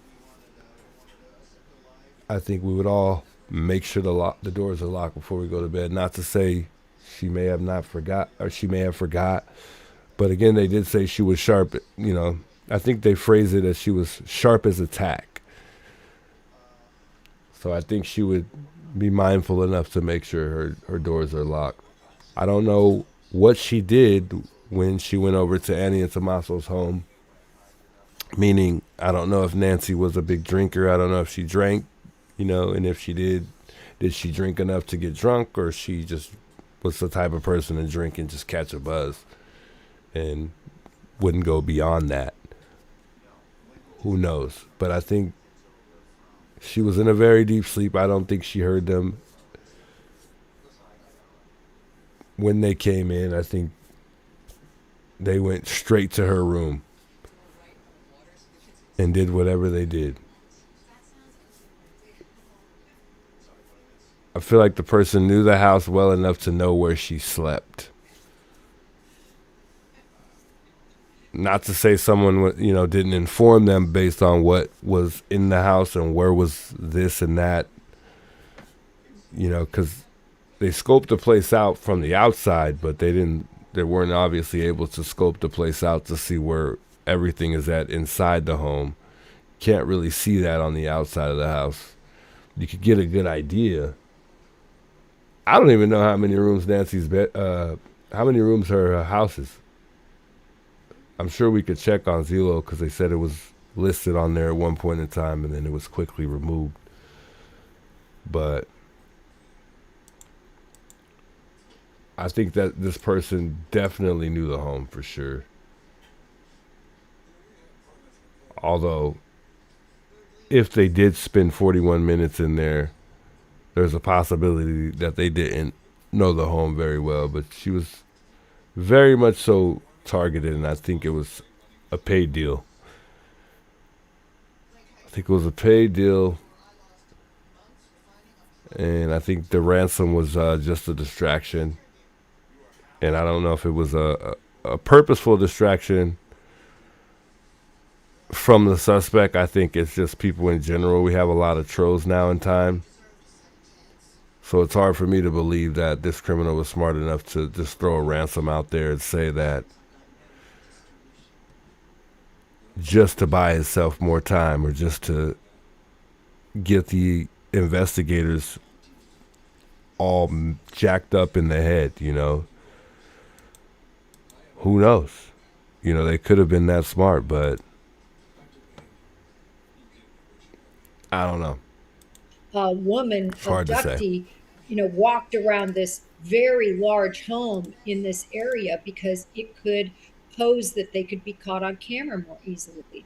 So it made a lot of sense to me that there was a division of labor in this scenario and that more than one person was involved. It is Dominic Evans in the video. Tommaso and Annie, these three did it.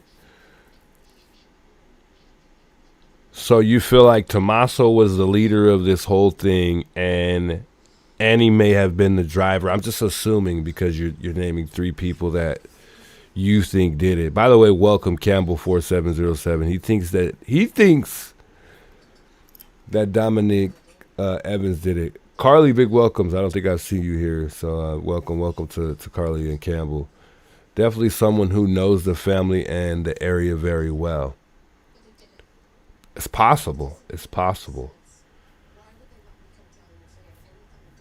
Campbell says Tommaso is definitely involved, so is Annie. This man, Dominic Evans, is in Tommaso's band, his friend with him for 20 years. He is in this video. Please listen. Are you talking about this video that I'm watching right here?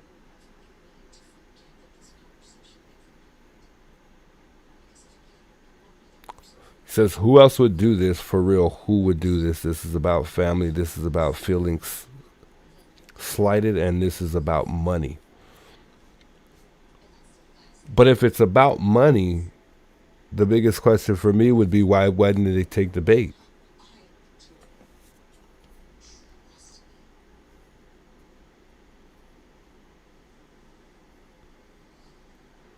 There's no way Tommaso is the one who orchestrated this.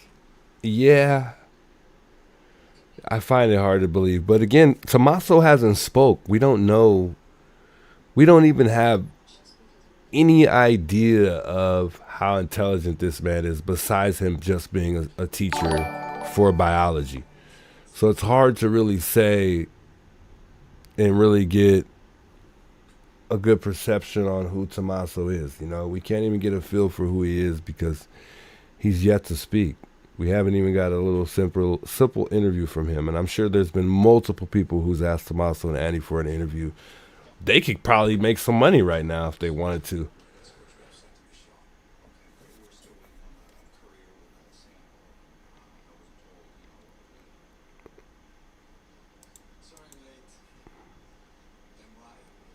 Their silence is guilt. It's a possibility. It is a possibility.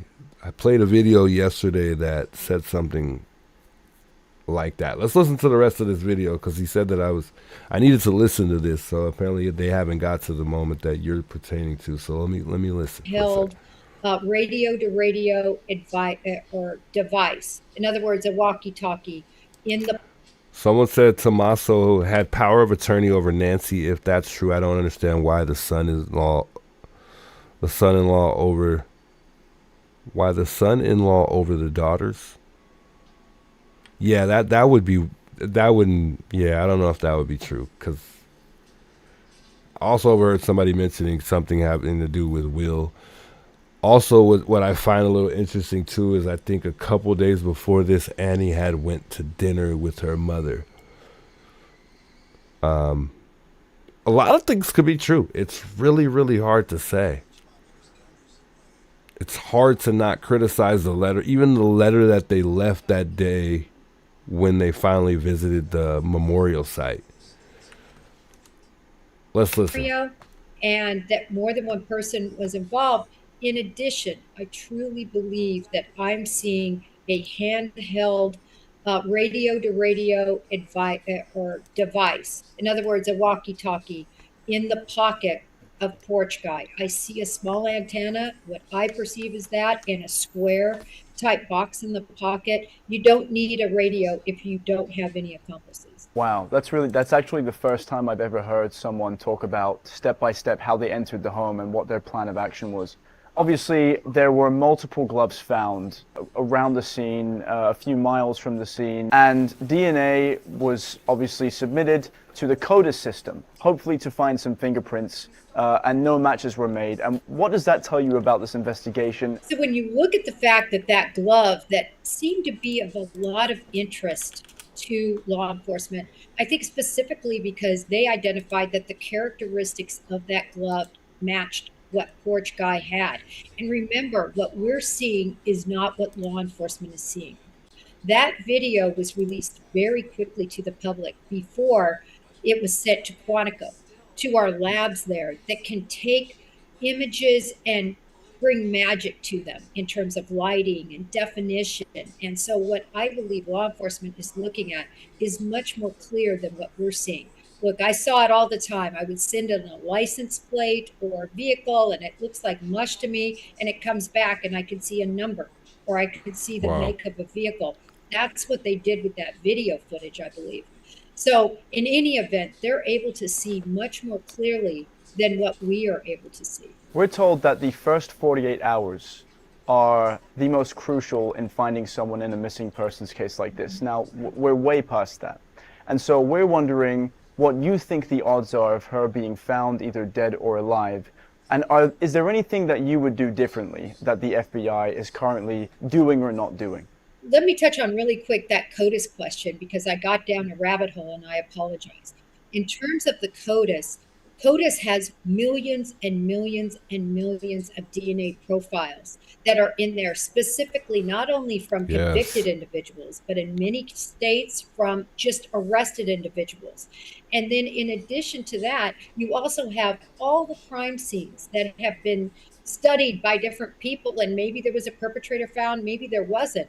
But if there's DNA found, that is also admitted to CODIS. So it's a huge, broad span and depth of information in there, but it doesn't come close to the number of people in the United States. So genealogy, because so many people are interested in their ancestry, so they use 23andMe, Ancestry.com, and they want to know, am I a Viking?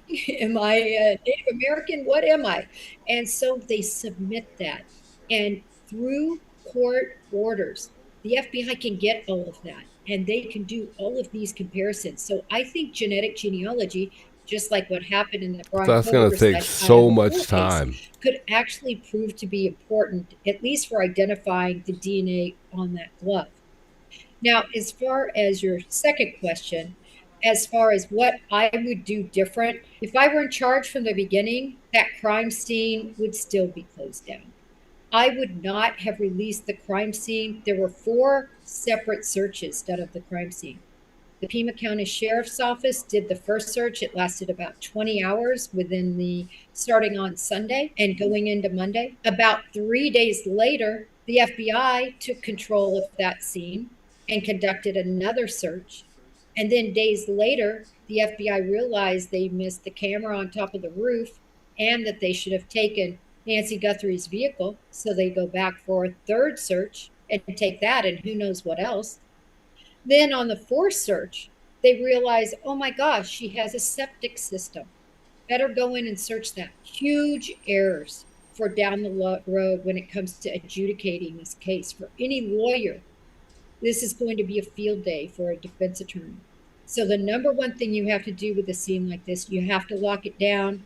You have to have only one area that investigators, Man, she's good. attorneys, whoever needs to go in there can go. It's a She's set great. path, so you make sure to keep anything that they might transfer in that particular area, which is outside of the, totality of your actual crime scene area. I also would have totally kept media away. I would have kept them at least several blocks away. And then I would have kept the command posts for law enforcement and officers on the opposite side to keep everything separated so you don't even have to worry about any leaks. And so I would have handled the beginning and the infancy of this case much different. Obviously, Savannah Wow. Guthrie has had a lot to say on social media about the disappearance of her mother, even going as far as stating that she may already be gone. And I'm wondering how you might assess those odds. The first 48 hours isn't just cliche. And I actually, in a case like this, might really say the first 24. This is a situation where somebody's life Wow, the is first on. 24. It needed the full court press and proper investigation from the beginning. I'm not saying that wasn't done. I'm just saying because each day that ticks by, there's a less and less chance that Nancy Guthrie will ever be found alive. As far as solving this case, I think it will be solved. And it's going to be solved, in my opinion, because of that camera footage that Google and the FBI was able to extract by peeling away the time and information that was on those hard drives and determining this particular footage. I mean, it's really quite remarkable they were able to do that without it being stored on the cloud. And somebody recognizes this person. If this were my husband, my brother, my cousin, somebody I knew well, I would 100% know who this was. 100%. I say that all the time. Like for instance, if that was my daughter, my girlfriend, or my mother, especially my brother or my best friend, I would know right off the bat based on their characteristics, how they carry themselves, just seeing their eyes or their lips. Those little things would have given it away to me easily. I would have been like, man, Eric, bro, take that off and stop playing around. It would have been that simple for me. So, based on her opinion and mine, because it's the exact same as hers, someone knows. Someone knows who did this. They're just not coming forth and saying it. Whether or not they were a part of this or not, I have no idea. I highly doubt it. But yeah, someone on the outside that wasn't a part of this knows who this is, and they're just not coming forth. They must have some really solid friends within their circle. Nah, it's just a matter of time. They're gonna buzz eventually. They're gonna come forth eventually. They're just hesitating right now in the moment, but they're definitely gonna come forth at some point, because you have to understand the killer isn't thinking the same way, or kidnapper, for because we don't know. Nancy could still be alive. We're still gonna stay hopeful on that note, but the kidnapper or potential killer thinks completely different from someone in the family that obviously doesn't do stuff like this. So that might be our chance, you know. And a lot of times this is, I think, how cases unfold. Someone usually comes forward, or someone that saw something usually comes forth. So I mean, it's just a matter of time. It's a matter of time. Whether the FBI has anything at all, I don't know. I don't know. I don't know that they do. I feel like they have their suspect, and they're just kind of just trying to pin it to the actual suspect, because, you know, they could have the suspect, but if they can't tie this person to this actual crime, if they can't put them there, then he's just a guy we know that did this out there in the free world, living his regular life until otherwise. But we still have to tie them to it, and I think a lot of us forget about that. They still have to put that person in that house along with the other people that may have been a part of what went down. So interesting points here. Interesting points. So distinctive, his eyebrows, the way his mustache sits, his lips, his tone, how he dresses, where he likes to get his clothes from, possibly. And all of that fits into a profile that you would know if you were close to that person. In your experience, in missing persons cases, or any cases that you've heard of in the FBI, has there... But Lisa, how do we know that they're getting close if we haven't heard anything? We haven't had a press. We haven't had anything at all. It's just like, I don't know how we, I mean, I think it's just feeling. We feel like we're getting close, but we haven't really got close. In missing persons cases, or any cases that you've heard of in the FBI, has there been any instance where a missing person has returned days, weeks, or even months after they've been kidnapped? Have you ever seen that before in your experience? The only time in my experience that I've seen individuals kidnapped and actually return days later, it happens, but it happens across the border. Cartels have very specific manners and ways they make money. We all know about drug trafficking. We know about human trafficking. We know about coyoting people across illegally. But one of the main ways they make money south of the border is by conducting kidnappings. And this has gone on for decades. We have always had, meaning the Bureau has always had, hostage negotiators assigned to these types of situations. And as long as the family comes up with the money, in most cases, they give the person back. They might be beat up. They might have horrible things that have happened to them, but they return them because it's a business. They directly contact the relatives in very short order, and they negotiate the amount of money that's going to be paid. And just imagine if they stopped returning the people, you wouldn't have a business anymore. It's a quid pro quo. So those cases, yes, absolutely. North of the border in the United States, I can't think of them. It almost sounds like you're intimating, and sorry, just one more question. It almost sounds like you're suggesting that Nancy Guthrie did go south of the border, and that is what your assessment is. Would you say that's accurate? So I do not believe I that don't think any so either. cartels or any Mexican nationals would risk, especially in these moments of our border being so tight that we actually have negative immigration numbers, more people going out than are coming in. No way are they going to risk coming in to abduct an 84-year-old.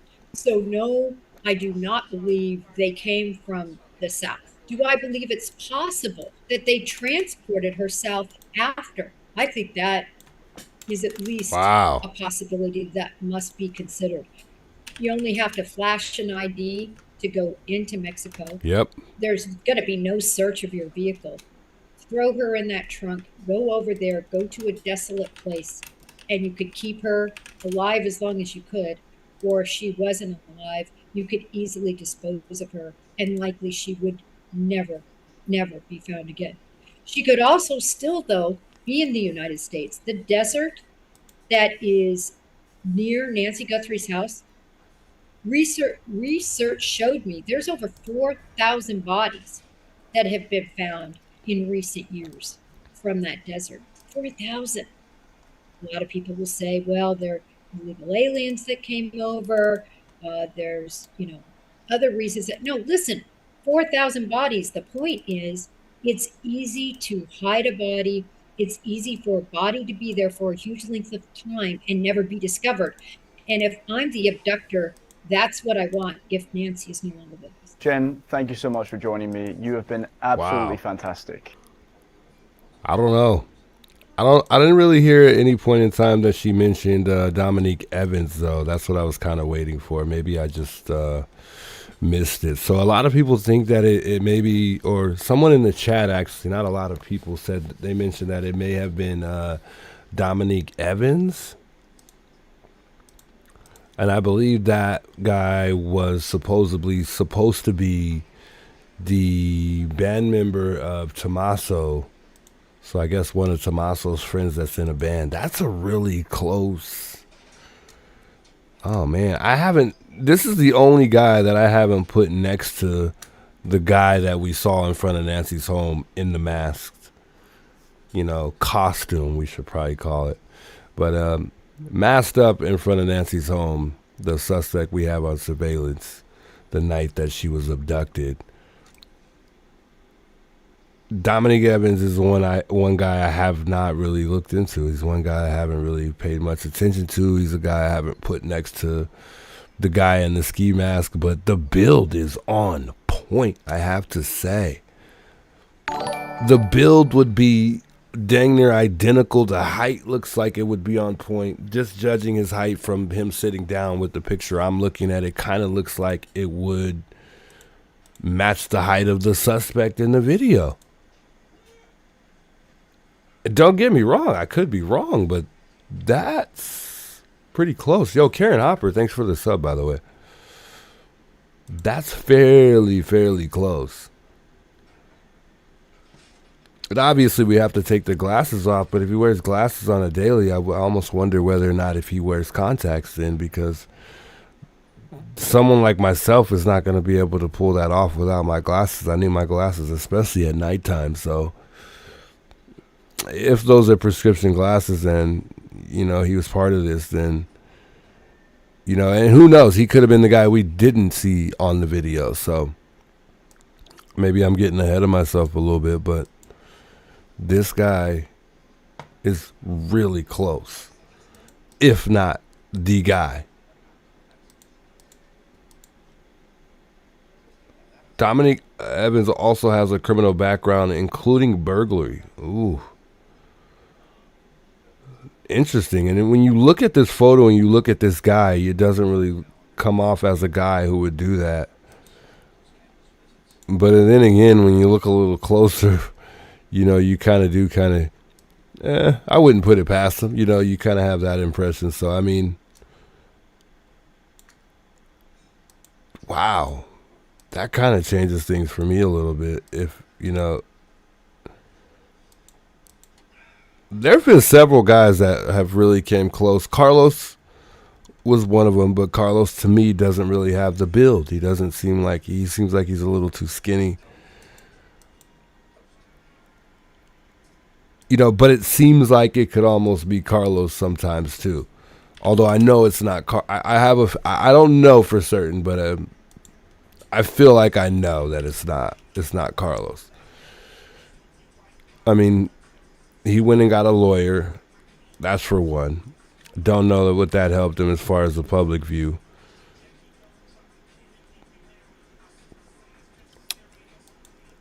All right. So But there's not gonna lie, that's super close. That really has me thinking right now. And then Luke, like I said, Luke, he has the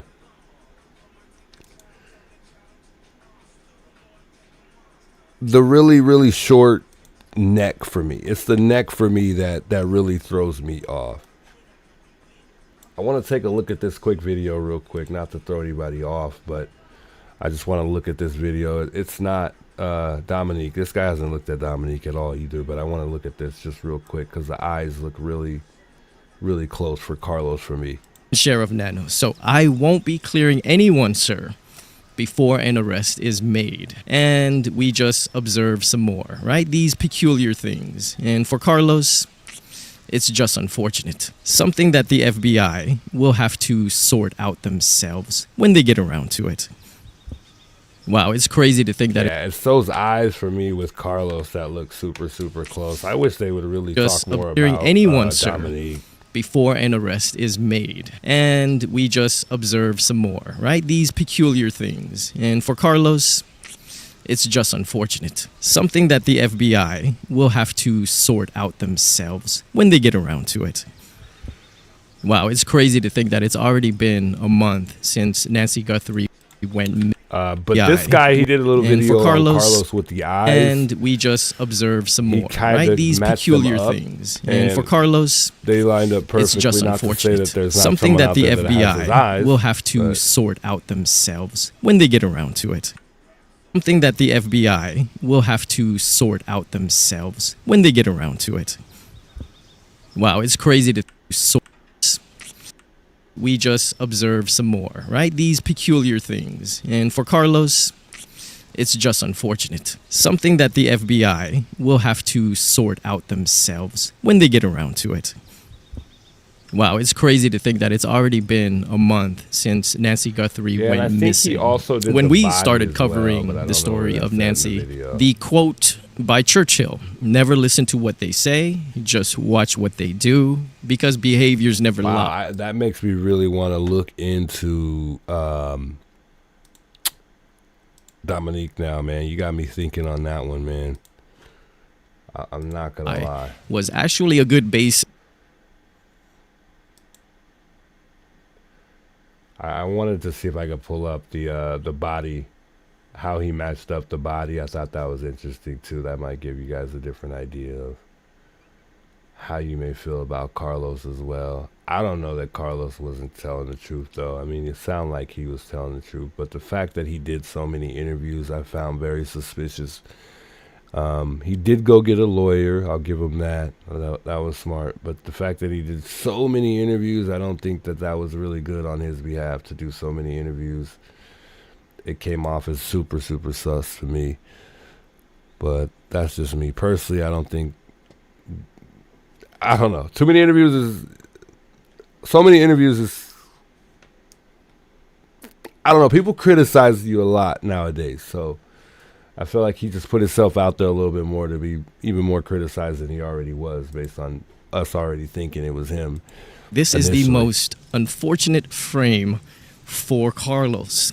Now, of course, I'm going to be using my basic Photoshop skills, and I will say it again.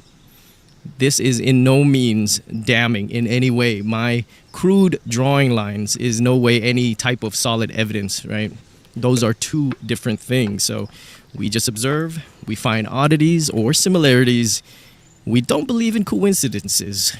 But check out Camel this says it's outline actually of Carlos's body Dominic. against You that are of the really perp dead standing on, like outside. serious, like The you really proportions are convinced would you that say, it's very intriguing. Dominique, huh? Now, someone asked me in the comment section when we did a video on Derek Layla, and they were wondering if that means I was no longer looking at Carlos Palazuelos. And all I want to say is that good try, Carlos Palazuelos. I'm just kidding. That's probably not him. But I told that I no longer say perp stand. Check out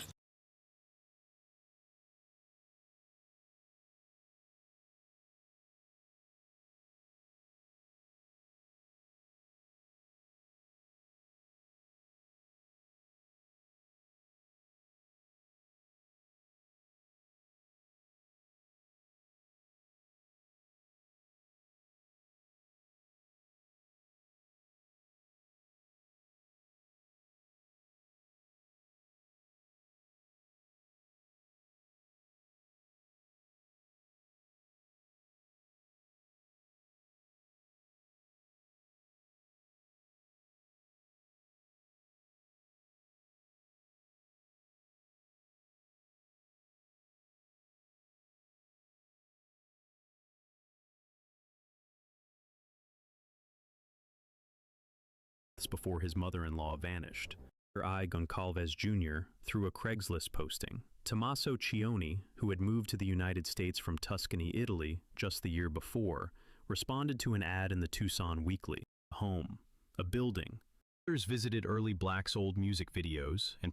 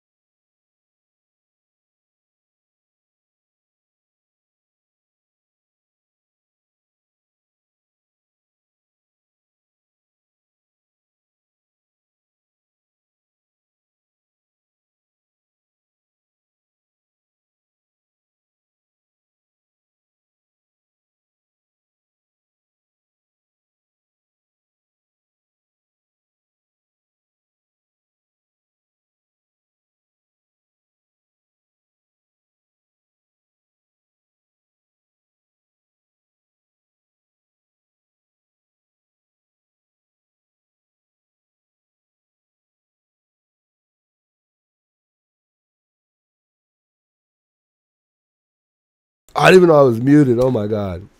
Guys, they need to tell us something. We want to know. That's what I was saying. We are dying. We are dying. We are dying to know what is going on with this investigation right now. And what if they know that it's Dominique? What if they know? And I have a good feeling they do. If it's this guy. Because that gold tee, man, that gold tee is on point with this person in the mask. That gold tee is on point. Let me see if I can find this picture with the guy with the mask on. I have it in the computer here, but I don't know where the actual picture is at. I should have saved it. You know how you save something, but you don't save it under a name. That's what went wrong.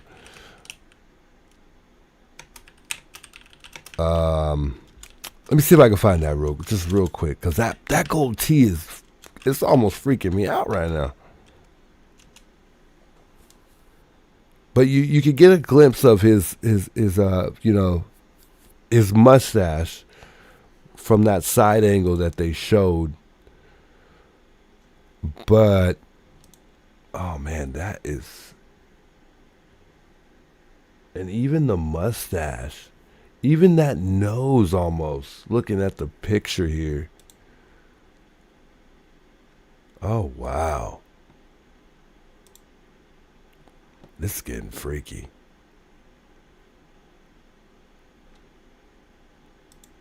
I've been through so many moments in this case where I'm like,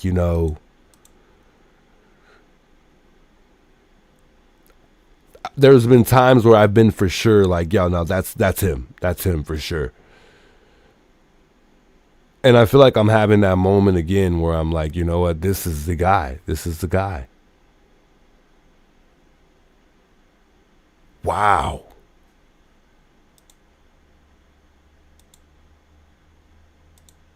Interesting.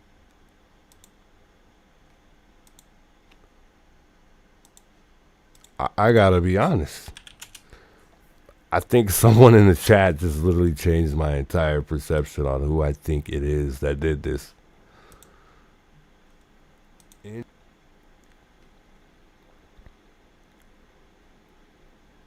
Jen Campbell said it was Dominic.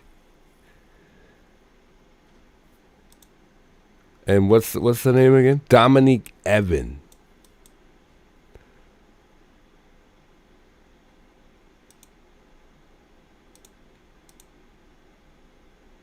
They have to be investigating him, right? Why wouldn't they be? His build is like on point with the person that's. And by the way, I cannot believe some people said, and this is an old picture. That doesn't even look like a recent picture of him. But by the way, I cannot believe people said that this might be a girl in the video. That's wow. That really changes things.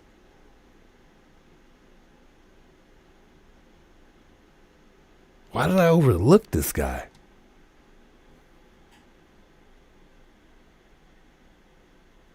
So this would be the relation that Tommaso and Annie have, if they have something to do with it. Not only that, if it has something to do with money, I think it would be pertaining to the insurance policy. I overheard that the insurance policy was about 14 million. I could be wrong. I definitely would say it's in the 1 to 2 millions to be on the safe side. I don't think it would be anything less than a couple million as far as her insurance policy goes. If that is the case, then that would really make this, I think that would have been their avenue to getting, you know, some type of money from this. And that would be the plan and motive. I don't think demanding Bitcoin would have been a bright idea, and it's a stupid idea. Not only that, when I did my research in regards to biology, because Tommaso's a biology teacher, I don't know what Dominique does, but in biology, the one thing that I looked up was, do you have to have good grammar when it comes to knowing biology? It states yes, that you have to have very good grammar. And I think pertaining to the ransom note, because again, I think it was a distraction, that may have been Tommaso's writing. It's a possibility. I could be wrong, and I'm probably am wrong, but I'm just saying someone that can write very well would be Tommaso, if the ransom was something that was legitimate. And even if it wasn't, I'm just saying, even if they were smart enough to just throw that out there to throw investigators off, because I'm sure they knew this was going to be big. So they had a plan. And it seems like if that was part of the plan, it was very much so effective for sure. But I don't know. There's just a lot of ways you could think of this story.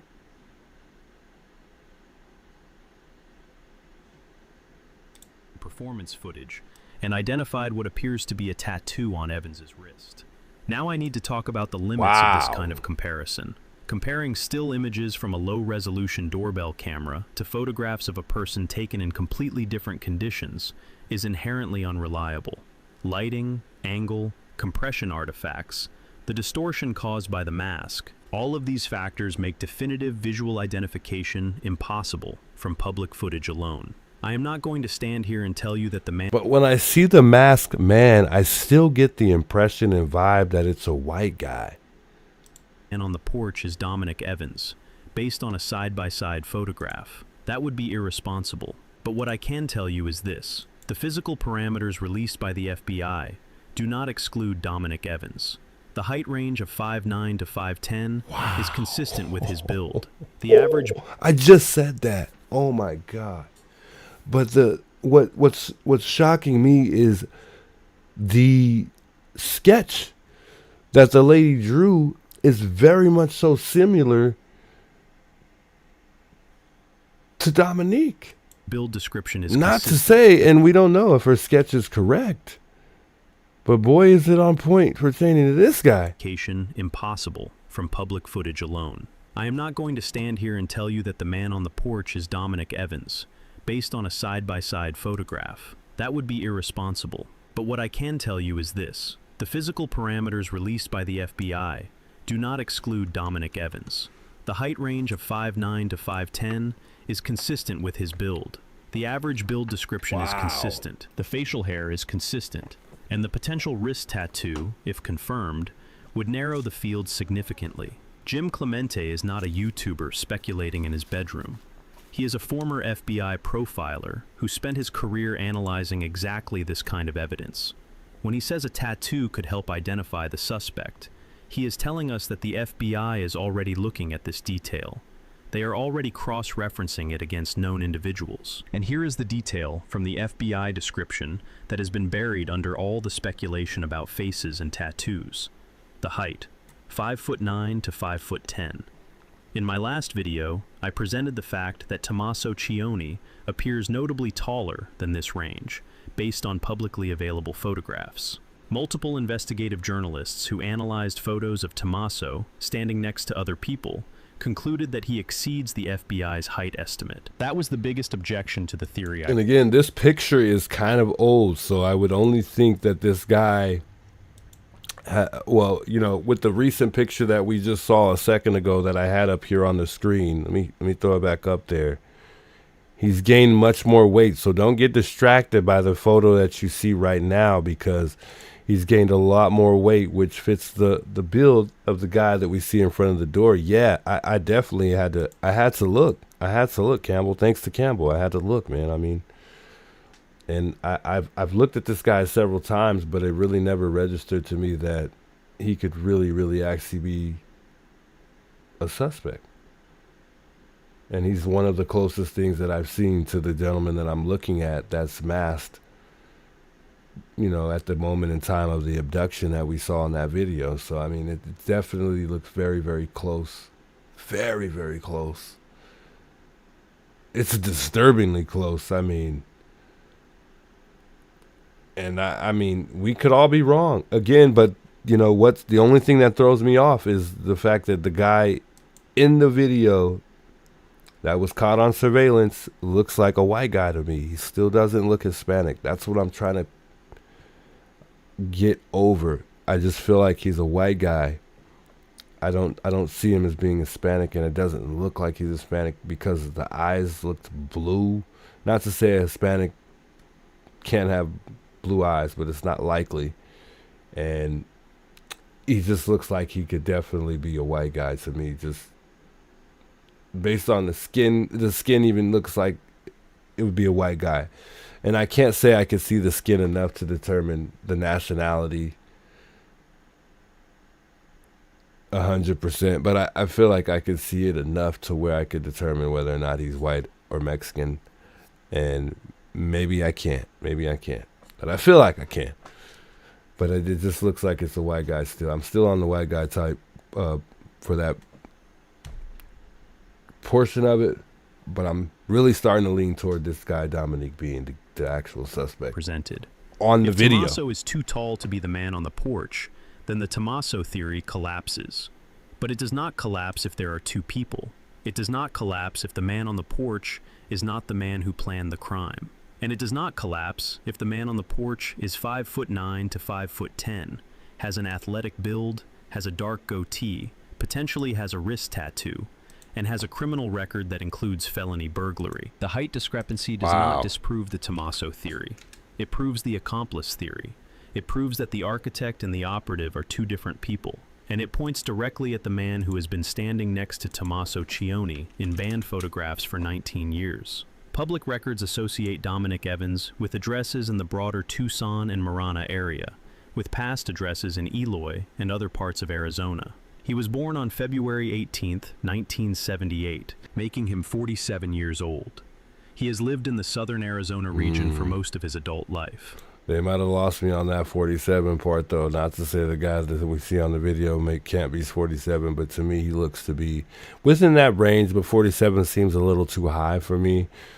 I'm more so in the 45 and under range, in between 35 and 45 range. I don't. But what's the difference from 45 to 47, I guess? But I didn't think he'd be that old. So that's what's throwing me off a little bit. Not to say a 47-year-old man can't pull that off easily. Yeah. Wow.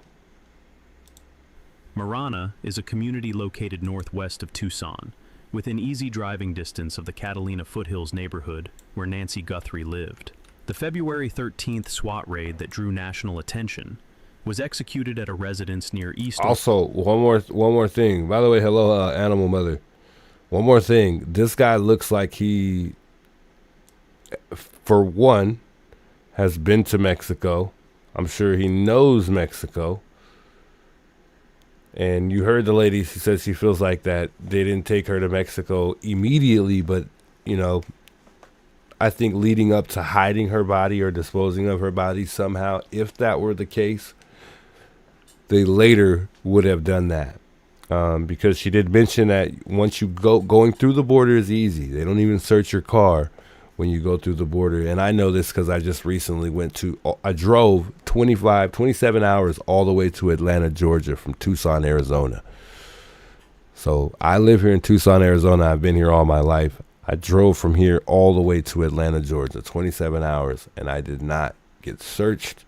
I pretty much said hello and kept on going, and I went through several checkpoints, not just the border.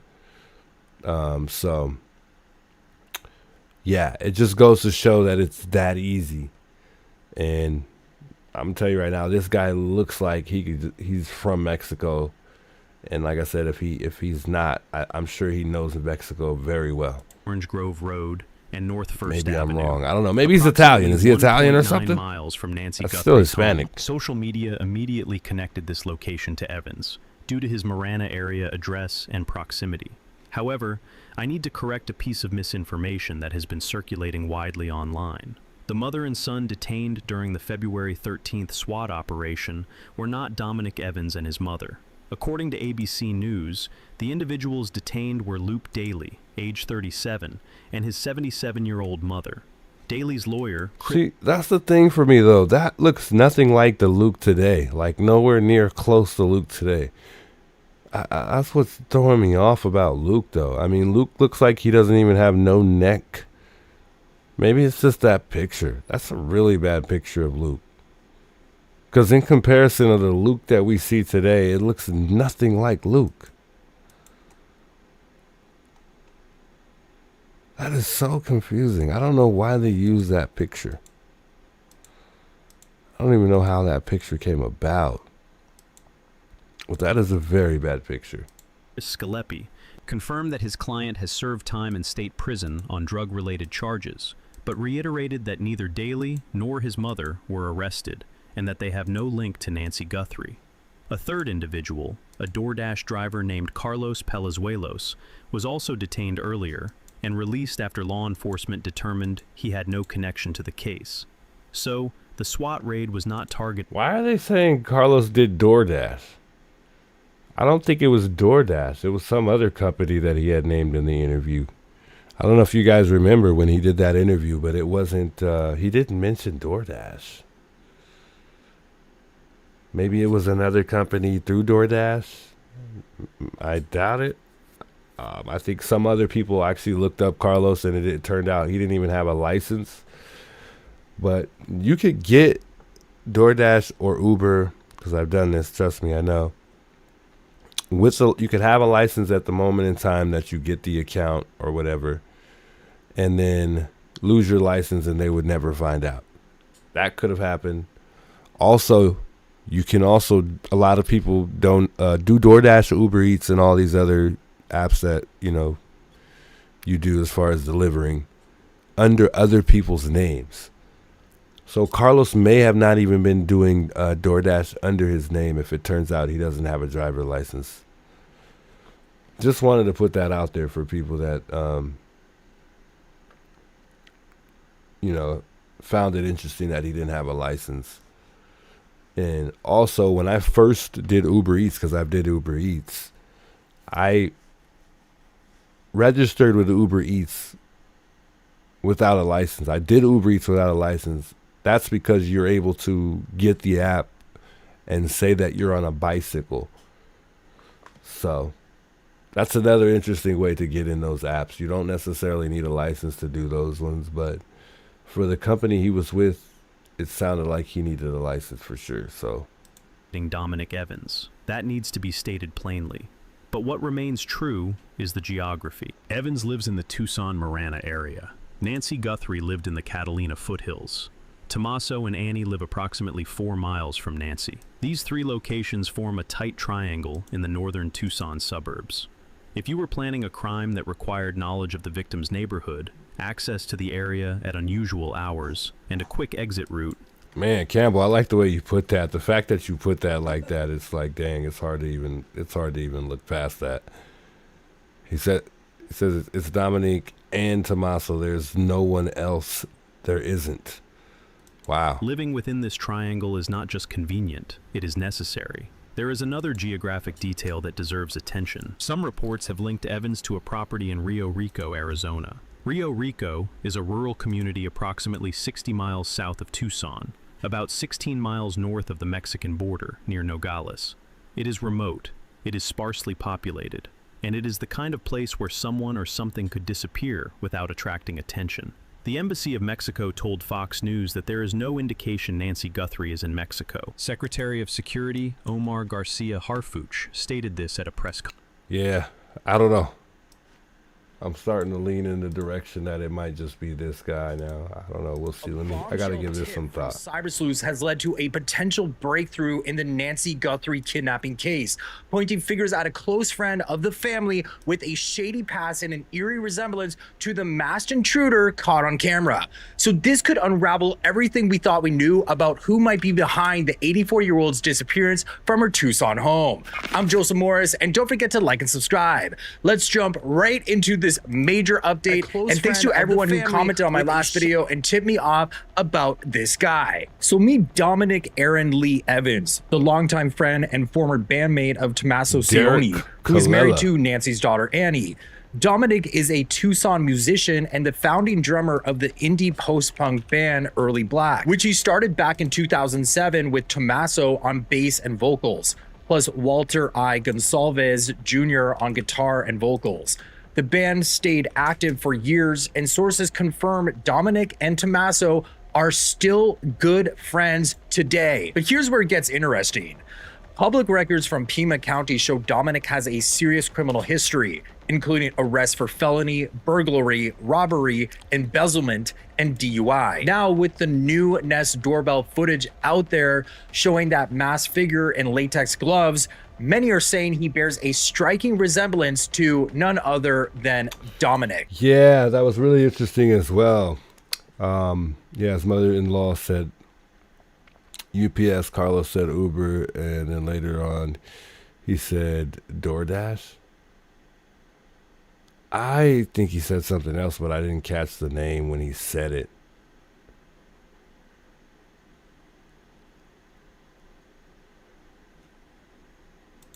So he bears out the embezzlement and including public are still good friends today. But here's where it gets interesting. Public records from Pima County show Dominic has a serious criminal history, including arrests for felony, burglary, robbery, embezzlement, and DUI. Now, with the new Nest doorbell footage out there showing that masked figure in latex gloves, many are saying he bears a striking resemblance to none other than Dominic. So think about it. Those eyes, the eyebrows, and the goatee all lining up in a weird way.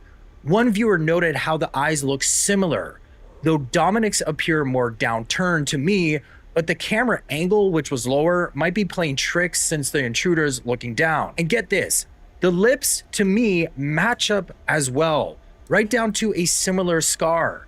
The man in the Nest cam footage seems to have a scar above his lip that makes facial hair hard to grow there. Wow. And both have that patchy look in their beards. And here's another detail that's hard to ignore. The intruder appears to duck his head slightly as he comes into view of the Nest camera, almost like he knew exactly where it was positioned and was trying to obscure his face or avoid a clear shot. That kind of awareness suggests someone who might have prior knowledge of the home's security setup, possibly from being around the family or the property before. Given Dominic's close ties to Tommaso, he could have easily had access or inside knowledge about Nancy's home layout and routines. In fact, one eagle-eyed viewer pointed out that No.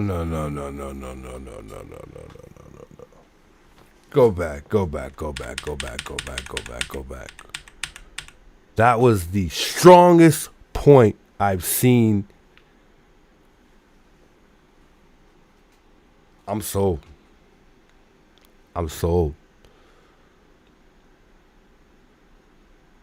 Wow. And even it looks like his nose goes this way a little bit. It almost looks like the nose is going that way a little bit in the mask. But that is the strongest defining point based on certain distinctive things about the face that I've seen so far.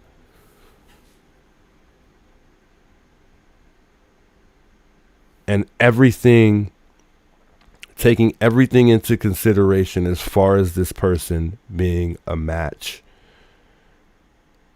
From little details like the goatee, the nose, the little part on the lip, the eyes, taking those little details that they have. Let's go ahead and throw the sketch in there too. Has been the closest match I've seen. Not saying it's the person, but damn. Look similar, though Dominic's appear more downturned to me, but the camera angle, which was lower, might be playing tricks since the intruder's looking down. And get this, the lips to me match up as well, right down to a similar scar. The man in the Nest Cam footage seems to have a scar above his lip that makes facial hair hard to grow there. Look at the bottom lip too. There's almost something on the bottom lip.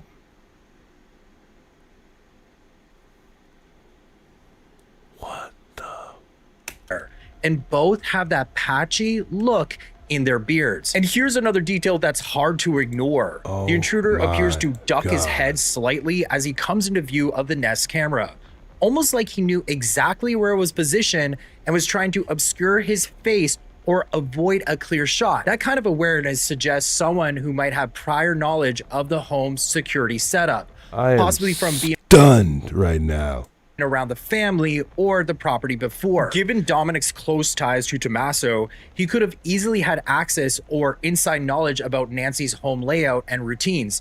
In fact, one eagle-eyed viewer pointed out that it appears that the door was sort of jammed so that he could easily get in. And it almost looks like he is able to get inside the door, like it was jammed open for him. And there he is trying to get bushes to obscure the camera so that they can't see him, and then he obscures the camera. Yeah, so Nancy's doorway had a big gate on the front of it. So how was he able to enter the door? This suggests the possibility that the door was somehow left open for him and suggests the possibility that this was an inside job. So what do you think? Do they look similar to you?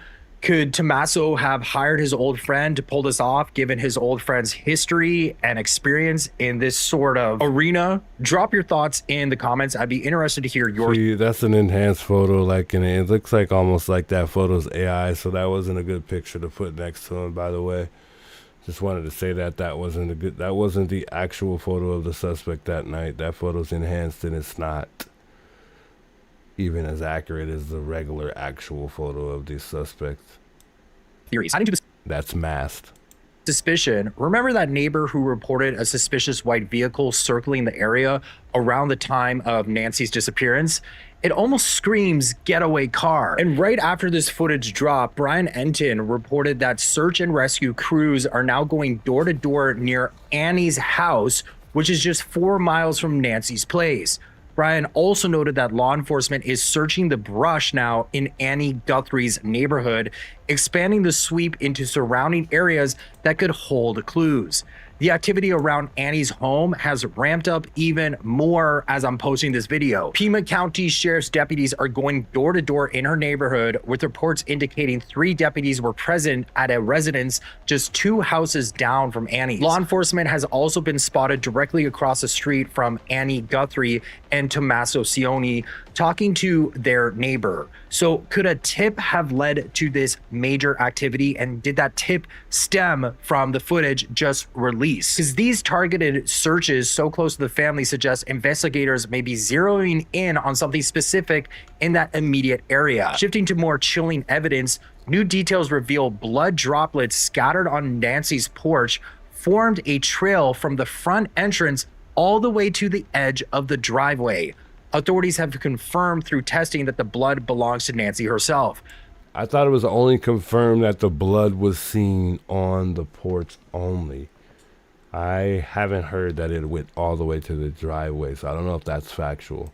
but law enforcement hasn't shared anything about possible injuries or if this ties directly to the masked individual seen slipping into her home on that surveillance footage. But I can just imagine that they had a getaway car at the end of that driveway to take Nancy away, which kind of makes you wonder who was driving that getaway car. Brian Enton, writing about insights from law enforcement sources he's spoken to, shared this, quote, "The more law enforcement I talk to, the more telling me the person doesn't look overly sophisticated or professional. The way the gun is holstered and not immediately ripping off the camera. Yeah. We Cartel, for example, would have been more efficient, they say," end quote. Yeah, and I mean, that intruder was holding that gun in an awkward manner. It was in between his legs in a holster, just out in the open. I mean, this to me just screams amateur hour rather than a polished criminal operation. Amid all this darkness, there's a sliver of hope. Savannah Guthrie has publicly I stated. care less what you say. That there was really not much amateur in that guy. That guy was smart enough to get away with it this long. Unless they just are having a very hard time tying this guy to it. He's damn good. So far, he's proven to be Thank you. darn good. What an interesting video based on Dominic, I believe Evans. Dominic Lee Evans was the name. Boy, that was good. I can't call it. I really can't. Man, I think a lot of people went to sleep on the Dominic Evans of it. But I think a lot of us don't believe that Tommaso was present as far as him being behind the mask. And if he was the guy that we didn't see on the surveillance video. Also, one thing that I overheard also was them telling the family members that they were off and they're no longer looking into them as being potential suspects. That is a tactic to see whether or not anything changes based on you. So your behavior, if you're acting differently, you know, maybe even signs of relief, little things like that. I think that they said it's an actual real tactic, and police officers or investigators will do stuff like that just to observe you based on certain things that change about your characteristics. So that's very interesting if they're really doing that and utilizing some type of tactic to try to see if they could catch anybody. But Mr. Dominic Evans is definitely could be a potential suspect in this case. It's tough. It's really tough. But a lot of things match up with Dominic dang near to the T. The sketch was great, by the way, and they said that the lady that did the sketches has only gotten one wrong, pertaining to the hair only, though. I don't know how many she's gotten wrong as far as the entire sketch in general, but apparently she's really good, and the sketches that she puts together, a majority of the time, turn out to be right. So, with that being said, it could be real because he's the closest thing to the person in that mask that we got on this surveillance video. So, yeah, this is 1-800-CALL-FB. It's tough. It's tough. I can't call it yet. I'm really leaning more in the direction of Dominic at this point, though. He's just the closest thing I've seen so far. And it doesn't seem like many people are really talking about it very much either, so I find that interesting. Tommaso, someone in the family I think someone in the family has to know something. I think there's no way that someone in the family doesn't not know anything. I think they've had enough time to sit and reflect and think, who could it be? Like, you know, Or what did I do in the past few years that would have made someone want to do this to us? You know, and I think a lot of us are trying to reflect for them by digging through their history, you know, because that's as far as we can go. And I think there are a lot of people that came up with the Epstein thing. And I think that's a real good idea based on it, you know, being possibly true. But I honestly can say I don't think the Epsteins would have anything to do with this.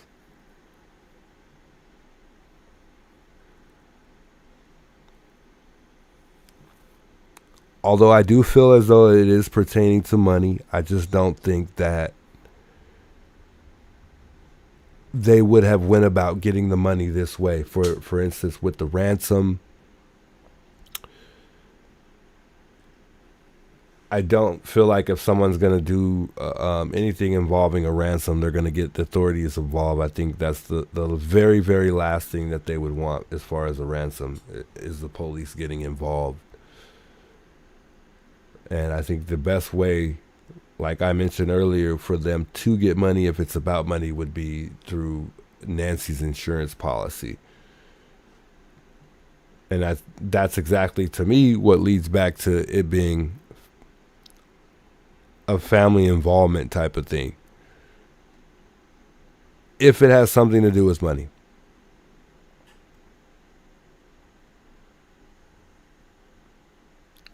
Most people came from good families and find it hard to swallow.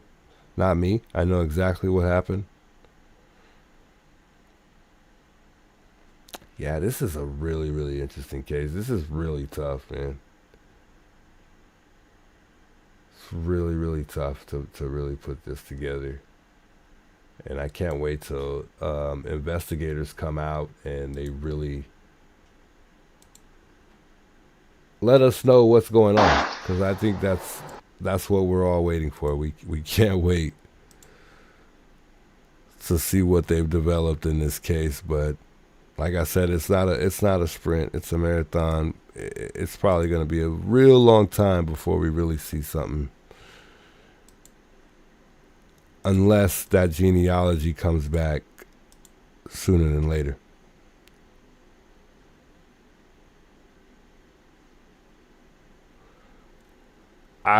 Campbell says there was blood drips out there is beyond that walkway. Yeah, but the blood drips, well, I only heard that the blood drips were in the hallway and at the front door.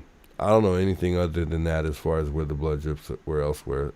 That guy that just was talking right now, I don't think he had the facts when it came to that, at least. He had some facts, but I don't think that was one of them, because he said that there was blood that they saw in the driveway.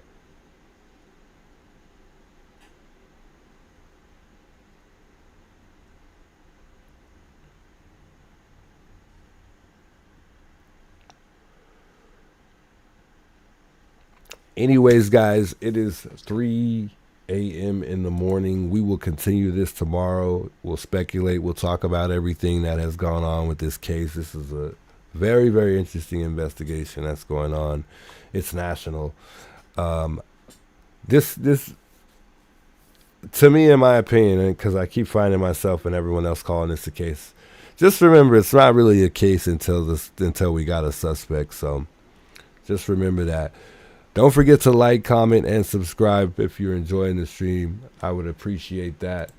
I am a night owl, so I will be streaming a lot of the time during the night. However, you will see me from time to time pop up during the day or early evening, especially if something pops off in this case. We're going to follow this thing till the very end, man. We're not stopping. We are not stopping, yo. This is one of those things that have gotten under my skin from day one, and whether Nancy's dead or alive, I want her to make it back here with her family. I want her family to get the closure that they deserve, because anyone deserves to know what happens to someone that they love or that's close to them, or their grandmother or their mother. Anybody you're close to and you love and they're important in your life, that you deserve to know what happened to them. And this guy, he needs to be caught. He needs to be caught. We will elaborate on that tomorrow more. Thanks so much for plugging in tonight. I appreciate y'all stopping by. Thanks for the subs. Thanks for the likes tonight. Enjoy you guys this night. I will talk to y'all tomorrow. Good night, guys. It's your boy YouTube Juice.